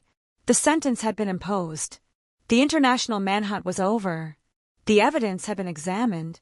The legal process had spoken. For the public, the case slowly drifted from daily headlines into documentaries, books, and true crime discussions. But for those whose lives had been touched by the events of 2012, there was no neat ending. There rarely is. Real tragedies do not conclude when a judge leaves the bench. They continue in empty chairs at family gatherings. They continue in birthdays that arrive without the person who should be there. They continue in memories that surface unexpectedly years later. For June Lin's family, The conclusion of the trial marked the end of one journey and the beginning of another. The search for answers had ended. The fight for justice had succeeded. But grief does not follow court schedules. Grief moves according to its own rules. Thousands of miles away from Montreal, family members carry the weight of a loss that no verdict could erase. Before his death, June Lin had been building a future. Like countless immigrants before him, he had left behind familiarity and comfort in pursuit of opportunity. He had crossed oceans, learned new systems, adapted to a new culture, worked toward educational goals, built friendships, made plans. The future stretched ahead of him with possibilities still unwritten. All of those possibilities vanished in a single night. One of the most heartbreaking realities of homicide is that it steals more than a life. It steals futures. The future victim imagined. The future family members expected. The future friends believed they would share together. In the aftermath of the trial, many who knew June Lin spoke less about the crime and more about the person. They remembered his smile, his kindness, his quiet sense of humor, his intelligence, his willingness to help others. The details varied depending on who was speaking, but the theme remained consistent. June Lin was more than a victim. He was a son, a friend, a student, a human being whose identity deserved to exist beyond the circumstances of his death. That distinction mattered, because throughout the investigation and trial, media attention had often focused on Luca Magnotta. His behavior, his background, his actions, his obsession with fame. The danger in many high-profile criminal cases is that the offender becomes famous while the victim slowly fades into the background. Many people who follow the case worked deliberately to prevent that from happening. They wanted June Lin remembered not for how he died, but for how he lived. Meanwhile, criminologists, psychologists, and law enforcement professionals continued studying the case. Not because of its notoriety alone, but because it contained warning signs that had appeared years before the murder. One of the most frequently discussed elements involved the videos of animal cruelty that Magnotta had uploaded online. Long before June Lin entered his life, disturbing footage had already drawn attention from internet communities around the world. Viewers watched in horror as animals were tortured and killed. Many immediately recognized the behavior as dangerous. Some became convinced that the person responsible would eventually escalate. At the time, their warnings often seemed extreme. After all, predicting future violence is extraordinarily difficult. Not every individual who harms animals goes on to murder people. Human behavior is rarely that simple. Yet when researchers later reviewed the timeline, the progression became impossible to ignore. The cruelty had not disappeared. It had intensified. The need for shock had grown. The desire for attention had expanded, and eventually, a human being became the victim. For many experts, the case reinforced the importance of taking certain forms of violent behavior seriously, even when they initially appear isolated or directed toward animals rather than people. Another aspect of the case that fascinated researchers was Magnotta's relationship with fame. Traditionally, many serial offenders sought secrecy. They wanted control, power, dominance. But Magnotta appeared driven by something slightly different. Again and again, evidence suggested he craved visibility, attention, recognition. He wanted audiences. He wanted viewers. He wanted people talking about him. The internet provided exactly the environment where those desires could flourish. In previous generations, an individual seeking notoriety might have struggled to reach large audiences. By the early 2010s, a single video could spread across continents within hours. Social media platforms amplified attention. News organizations reacted quickly. Online communities dissected every detail. The digital world created opportunities for instant visibility unlike anything humanity had experienced before. The Magnotta case became one of the earliest major criminal investigations to reveal how deeply internet culture could intersect with violent crime. Law enforcement agencies learned important lessons from the experience. Investigators discovered that online behavior could offer crucial evidence. Digital footprints often proved as valuable as physical ones. Photo post, search histories, messages, uploaded content, metadata. All of these elements became critical investigative tools. The case demonstrated that modern crime scenes often extend far beyond physical locations. Sometimes they exist on servers, websites, and social platforms scattered across the globe. The investigation also highlighted something remarkable about ordinary people. Long before police launched their international manhunt, groups of internet users had been attempting to identify the person responsible for the animal cruelty videos. Most were not detectives. Most had no formal training. They were simply individuals disturbed by what they had seen. Working together, they analyzed backgrounds, objects, reflections, timestamps, and countless other details. They compared information, shared theories, followed leads. Although their efforts were imperfect and sometimes controversial, they demonstrated the extraordinary power of collective online investigation. Years later, their story would become widely known through documentaries examining how internet communities tracked clues connected to Magnata. The case became a cultural landmark, not merely because of the murder itself, but because it reflected a changing world. A world where crimes could be broadcast globally, where digital evidence could cross borders instantly, where ordinary citizens could participate in investigations, and where attention itself could become a powerful motive. For Canadian law enforcement, the successful resolution of the case reinforced the value of international cooperation. The murder occurred in Montreal. The victim was originally from China. The suspect fled through Europe. The arrest occurred in Germany. Evidence traveled across multiple jurisdictions. Without cooperation between agencies, solving the case would have been far more difficult. Instead, authorities shared information rapidly and effectively. The result was a coordinated response that ultimately brought the suspect to justice. Yet despite the investigative success, difficult questions remained. Could warning signs have been recognized earlier? Could intervention have occurred before violence escalated? Could someone so openly seeking attention through disturbing acts have been stopped sooner? There are rarely easy answers. Hindsight often creates the illusion that events were inevitable. In reality, human behavior is complicated. Most warning signs are only obvious after tragedy occurs. Still, the questions remain valuable because they encourage societies to examine prevention rather than merely punishment. Years after the trial, the story continued to resonate. Students studied it in criminology courses. Psychologists analyzed it. Journalists revisited it. Documentary filmmakers explored it. The public remained fascinated and disturbed by the unusual combination of internet culture, fame-seeking behavior, animal cruelty, homicide, and international pursuit. But beneath every analysis lies a simpler truth. A man named June Lin lost his life. Everything else came afterward. The investigations, the headlines, the documentaries, the debates, the court proceedings, the cultural discussions. All of it began because one person made a series of choices that ended another person's future. Perhaps that is the most important lesson hidden within the complexity of the case. Crime stories often become dominated by mystery, evidence, and criminal psychology. The details can become so consuming that people forget the human cost at the center. The Luca Magnotta case reminds us how dangerous that can be. Because while the world became fascinated by the killer, a family was mourning a son. While news networks analyzed the fugitive's movements, friends were grieving someone they loved. While millions discussed the investigation, an empty place remained at dinner tables, celebrations, and family reunions. Justice, when it finally arrived, mattered deeply. It affirmed responsibility. It acknowledged truth. It protected society. But justice and healing are not the same thing. One comes from courts. The other takes far longer. Today, the case remains one of the most infamous crimes in Canadian history.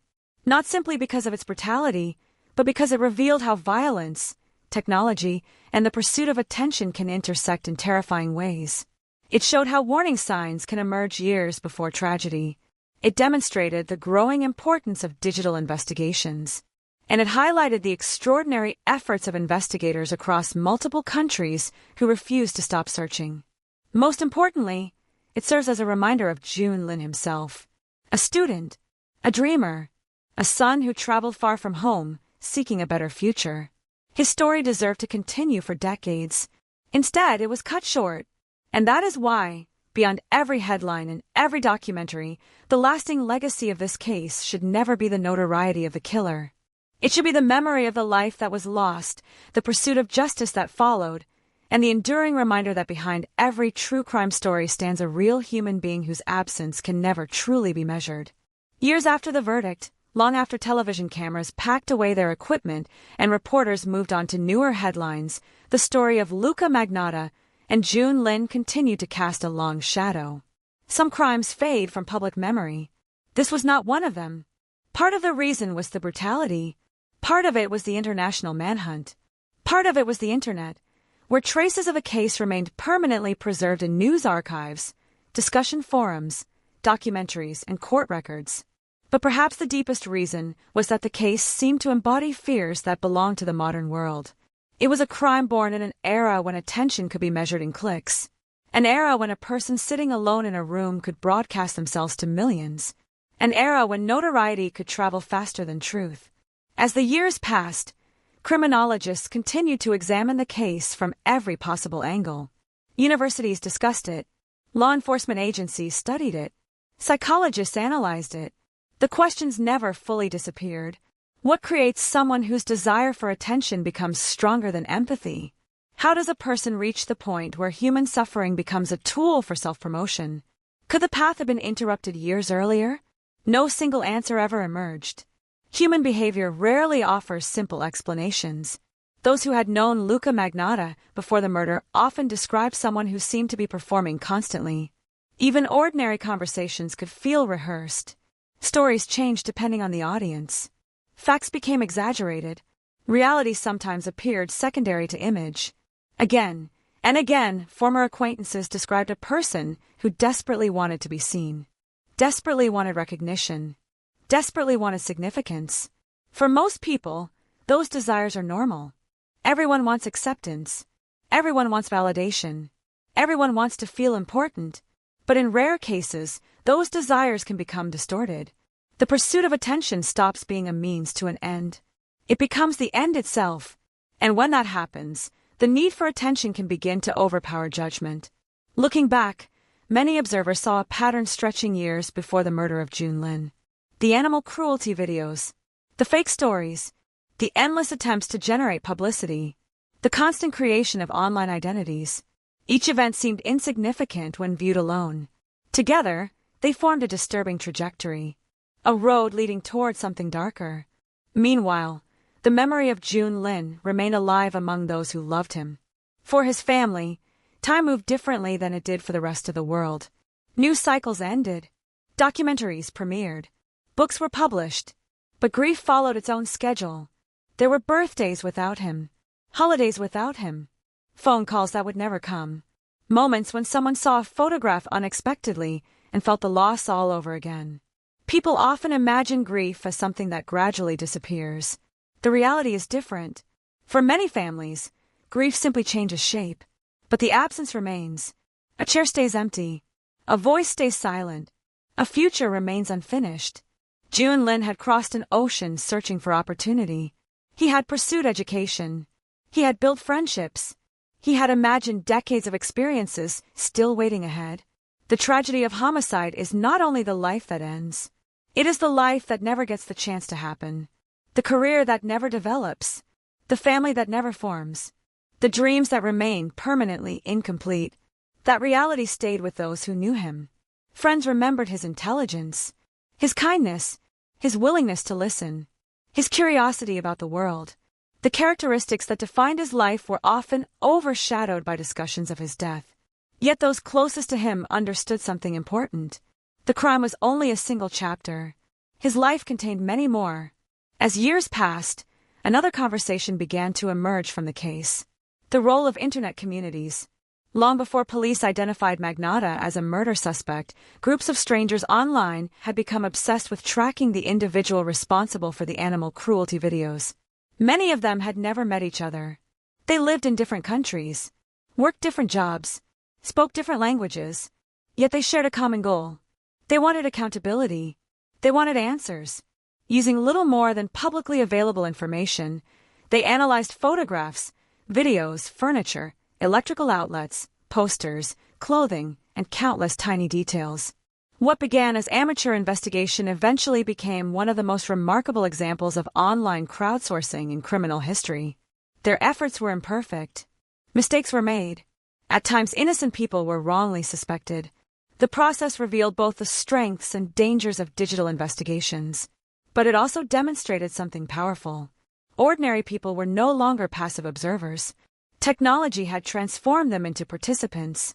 That shift would influence countless future investigations. Law enforcement agencies increasingly recognized the value of public assistance. At the same time, they learned the importance of verifying information carefully. The internet could generate valuable leads. It could also generate misinformation at extraordinary speed. The Magnotta case became an early lesson in navigating both realities. Technology itself occupied a strange role throughout the story. It helped create the crime's notoriety. It helped investigators solve the crime. It helped the public follow the investigation. And it helped preserve the memory of what happened. The same tools that amplified violence also contributed to accountability. That paradox remains relevant today. Modern societies continue to struggle with questions about online platforms, digital fame, and public attention. The case serves as a reminder that technology is neither inherently good nor inherently evil. Its impact depends largely on the choices people make. For investigators involved in the case, certain memories never faded. Years later, many still remembered specific moments with remarkable clarity. The discovery of evidence, the realization that the crime was real, the international coordination required to track the suspect. The moment confirmation arrived from Berlin. Those memories became permanent fixtures in their careers. Most detectives spend years solving difficult cases. Very few encounter one that attracts worldwide attention.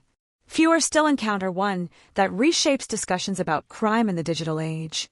For the officers who worked the investigation, the case became part of their professional identity. Yet many of them emphasized the same point repeatedly. Behind every headline stood a victim. Behind every piece of evidence stood a human being. That perspective helped anchor the investigation amid overwhelming publicity. As time passed, public fascination with the case gradually evolved. Initial shock gave way to analysis. People became less interested in the gruesome details and more interested in understanding the larger lessons. The dangers of obsession, the warning signs of escalating violence, the psychology of notoriety, the impact of internet culture, the importance of international cooperation, the role of forensic science. Each topic generated discussion. Each offered insights extending beyond a single criminal case.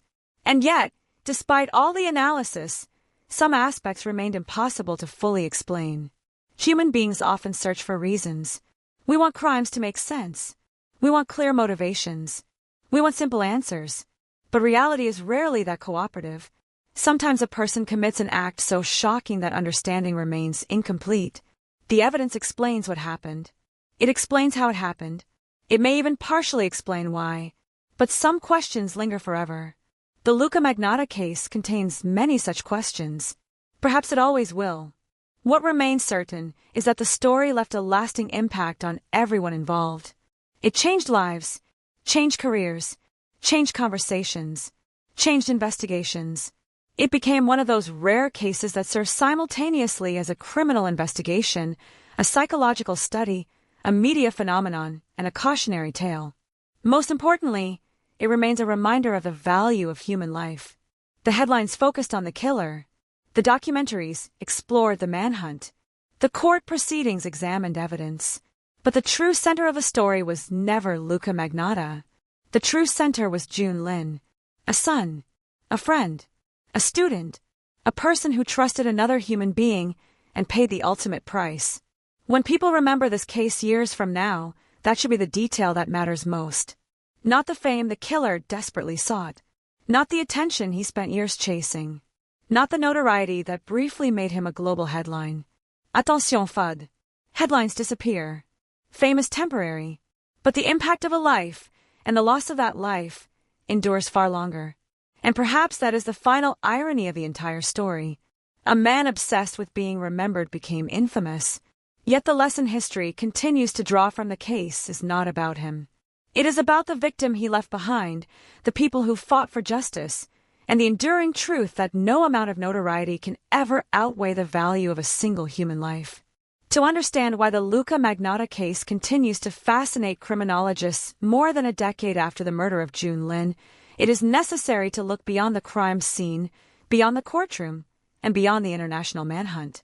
The deeper story lies inside a question that has troubled psychologists for years. What happens when a person's hunger for attention becomes stronger than their connection to reality? Long before his name appeared on international wanted posters, Luka Magnotta seemed to be living inside a carefully constructed fantasy. People who encountered him often described someone who was constantly reinventing himself.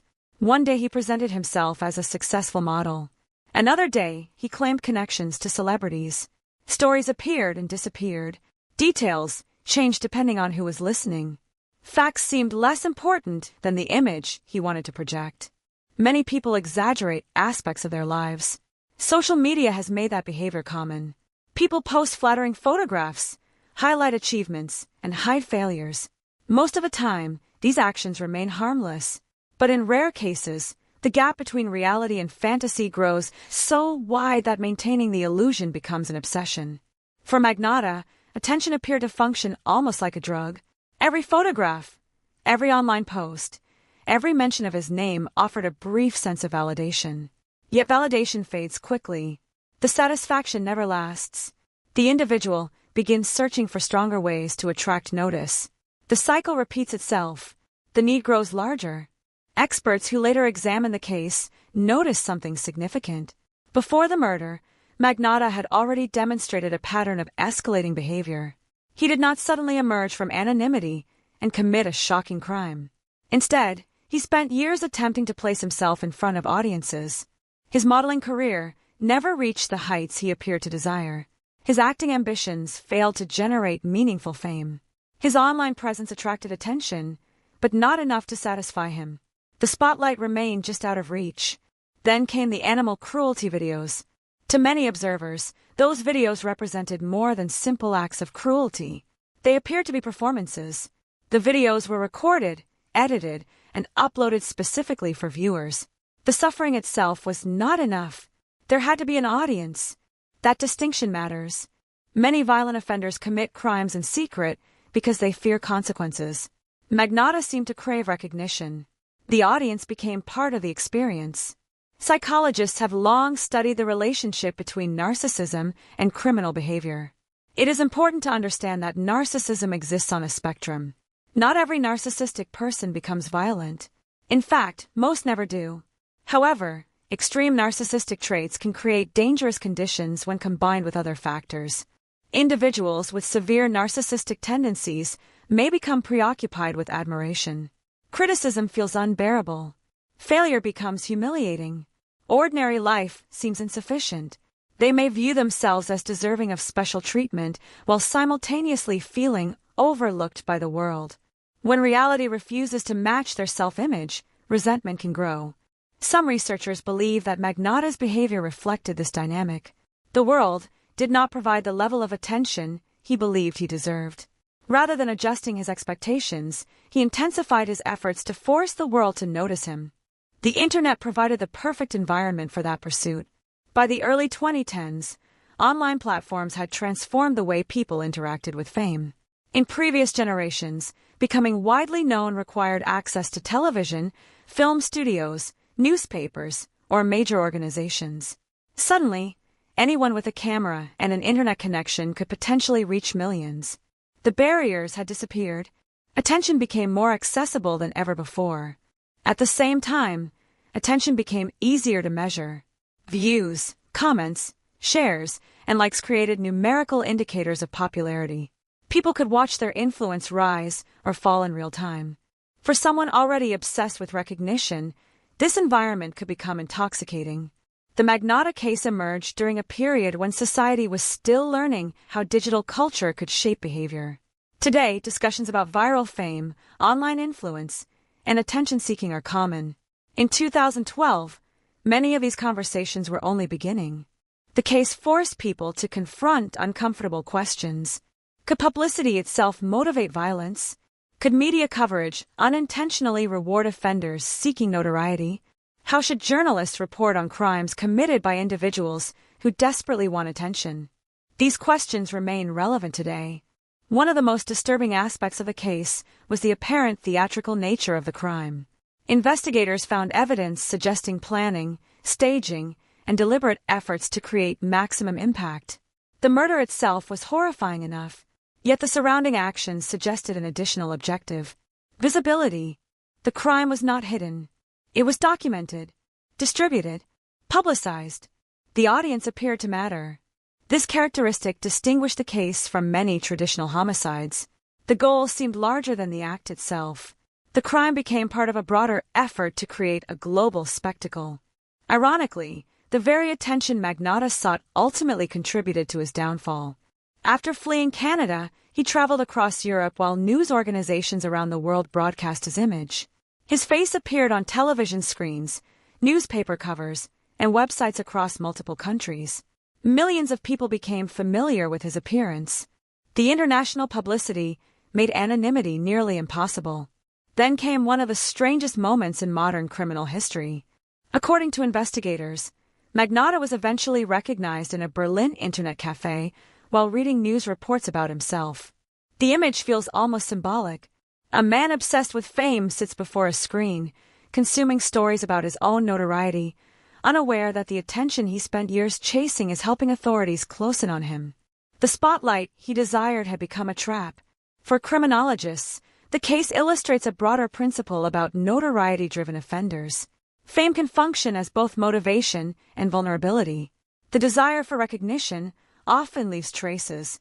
Publicity creates exposure. Exposure creates opportunities for identification. Unlike offenders who prioritize secrecy, attention-seeking criminals frequently reveal themselves through their own behavior. The digital footprints become impossible to erase completely. Every search, every upload, every interaction, every attempt to generate attention leaves evidence behind. The case also sparked renewed discussion about early warning signs. Could intervention have occurred before violence escalated? The animal cruelty videos remain central to this debate. Many experts emphasize that animal abuse alone does not predict future homicide. Most individuals who harm animals do not become murderers. However, repeated acts of deliberate cruelty can signal deeper psychological problems that deserve attention. In hindsight, the progression appears obvious. At the time, it was far less clear. This is one of the challenges facing law enforcement and mental health professionals. Human behavior is complex. Predicting future violence with certainty is impossible.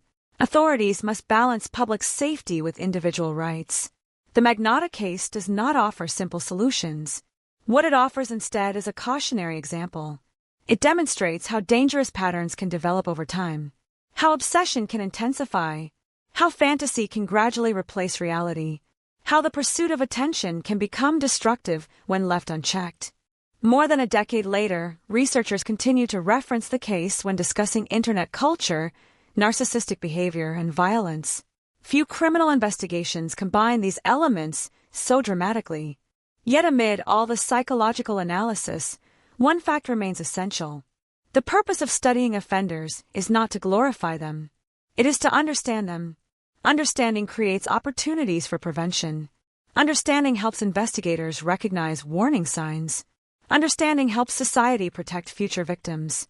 The ultimate lesson of the Luca Magnotta case is not that attention-seeking leads inevitably to violence. Millions of people seek attention every day without harming anyone. The lesson is more specific. When obsession with recognition combines with cruelty, manipulation, fantasy, and a growing disregard for human suffering, the results can become catastrophic. And in the center of that catastrophe stood June Lin, a real person whose life became entangled with someone else's obsession. A man who should have been remembered for his future rather than the tragedy that ended it. That reality remains the most important psychological truth of the entire case. Behind every theory, every analysis, every documentary, and every discussion about criminal behavior stands a victim whose story deserves equal attention. Without June Lin, there would be no case study, no headlines, no international manhunt, no courtroom drama, only a life that should have continued, And perhaps that is the most important reminder of all. Years before police agencies around the world would place Luca Magnotta's photograph on wanted posters, a completely different group of people had already become familiar with his face. They were not detectives. They were not forensic experts. They were not government investigators. Most of them had never met one another. They lived in different countries, worked different jobs, and came from vastly different backgrounds. Yet they would become an unexpected part of one of the most disturbing criminal investigations of the digital age. Their story began with a video. In late 2010, a shocking clip appeared online showing a young man killing kittens. The footage spread quickly across websites dedicated to discussing disturbing internet content. Many viewers immediately assumed it was fake. Others desperately wanted to believe it had been staged. But the details were too convincing. The animals were real. The suffering was real. The person behind the camera seemed entirely unconcerned by what viewers would think. For most people, the natural reaction was simple. They watched a few seconds, felt disgusted, and closed the page. A smaller group reacted differently. They became determined to identify the person responsible. What started as outrage gradually evolved into an unofficial investigation. At first, the effort seemed impossible. The video revealed very little. There was no visible face, no obvious location, no identifying information. Just a room, a few pieces of furniture, and a horrifying act of cruelty. Traditional investigators might have dismissed such limited evidence. The internet community did not. Instead, hundreds of strangers began examining every frame. One person focused on the furniture. Another analyzed electrical outlets. Someone else studied shadows, wall decorations, and window placements. Tiny details that most viewers ignored suddenly became clues. The process resembled a massive puzzle. Each participant contributed a small piece. Alone, the pieces meant almost nothing. Together, they began forming a picture. The internet has often been criticized for encouraging shallow attention spans. This investigation revealed its opposite side. Thousands of people devoted extraordinary amounts of time to examining details that measured only inches on a computer screen. Hours became days. Days became weeks. The search continued. As additional animal cruelty videos appeared online, the investigators became even more determined. The pattern disturbed them. This was not a one-time act. The offender appeared to enjoy the attention. In fact, many participants became convinced that he wanted them to watch. That realization changed everything. The videos no longer looked like isolated incidents. They looked like performances. Someone was creating content specifically designed to provoke outrage. Someone wanted an audience. The online investigators began discussing an unsettling possibility. What if the person responsible eventually escalated? History offered reasons for concern. Many violent offenders had demonstrated cruelty toward animals before targeting humans. That connection is often misunderstood. Animal abuse does not automatically predict homicide. Most individuals who commit such acts never become murderers. But repeated acts of deliberate cruelty can serve as warning signs. The internet investigators worried they were witnessing exactly that pattern. As they continued digging, a name repeatedly surfaced. Luca Magnotta. At first, the connection seemed uncertain. The evidence was circumstantial. Photographs appeared similar. Online profiles overlapped. Various clues pointed toward him, but proving it remained difficult. The challenge was compounded by another problem. Magnotta appeared to enjoy manipulating the people searching for him. Fake accounts emerged. False leads appeared. Mysterious messages surfaced online. Some investigators believed he was actively monitoring discussions about himself. Others suspected he was participating directly under anonymous usernames. Whether those suspicions were correct remains debated. What is clear is that confusion followed nearly every step of the investigation. The internet community often found itself chasing shadows.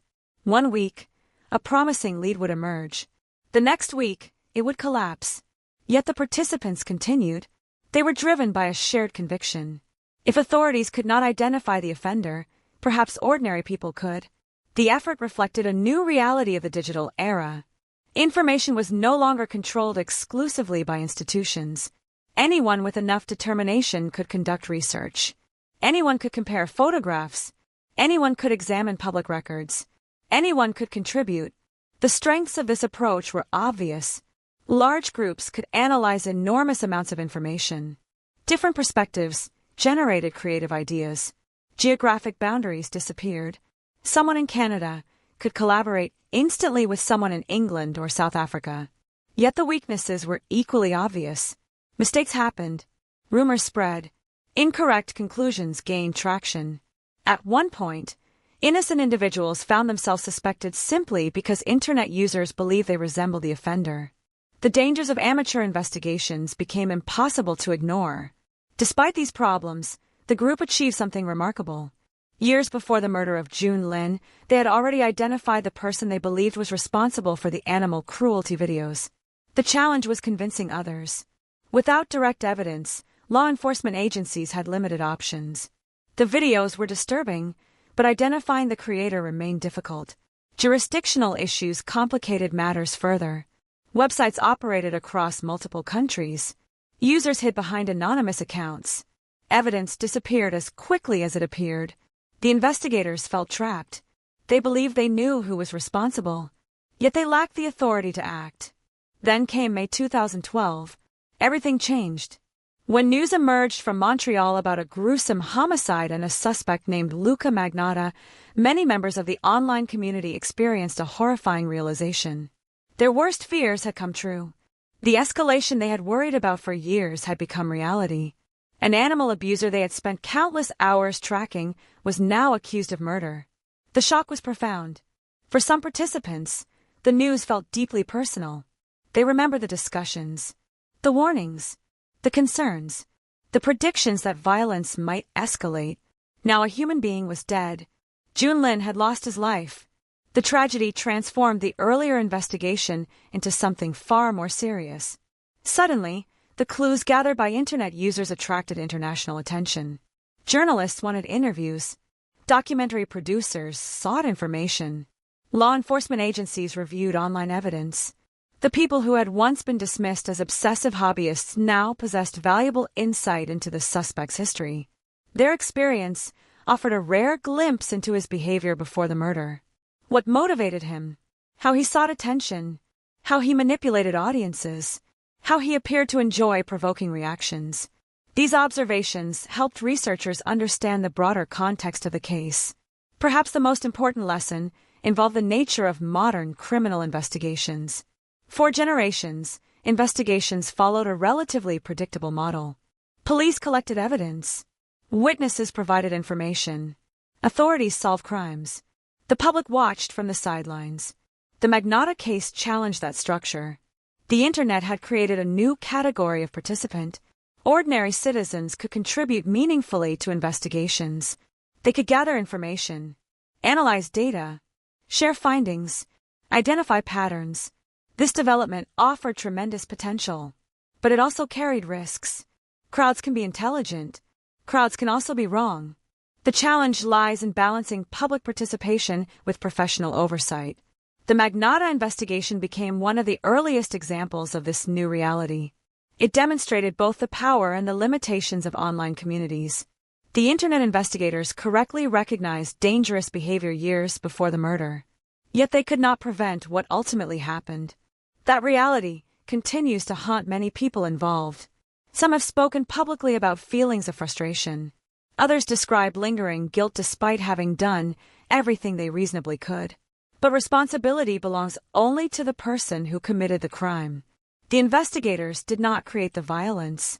They merely recognized warning signs. If anything, their efforts revealed remarkable determination. Most people would have looked away. Most people would have forgotten. Most people would have moved on.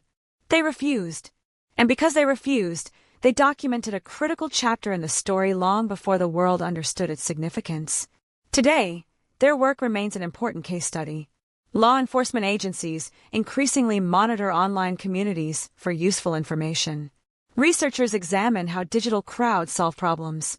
Technology companies study methods for identifying harmful behavior. Many of those conversations trace their origins back to cases like this one. The story of the Internet hunt is not ultimately a story about amateur detectives. It is a story about vigilance, about ordinary people recognizing cruelty and refusing to ignore it, about individuals separated by oceans who work together because they believe something was wrong.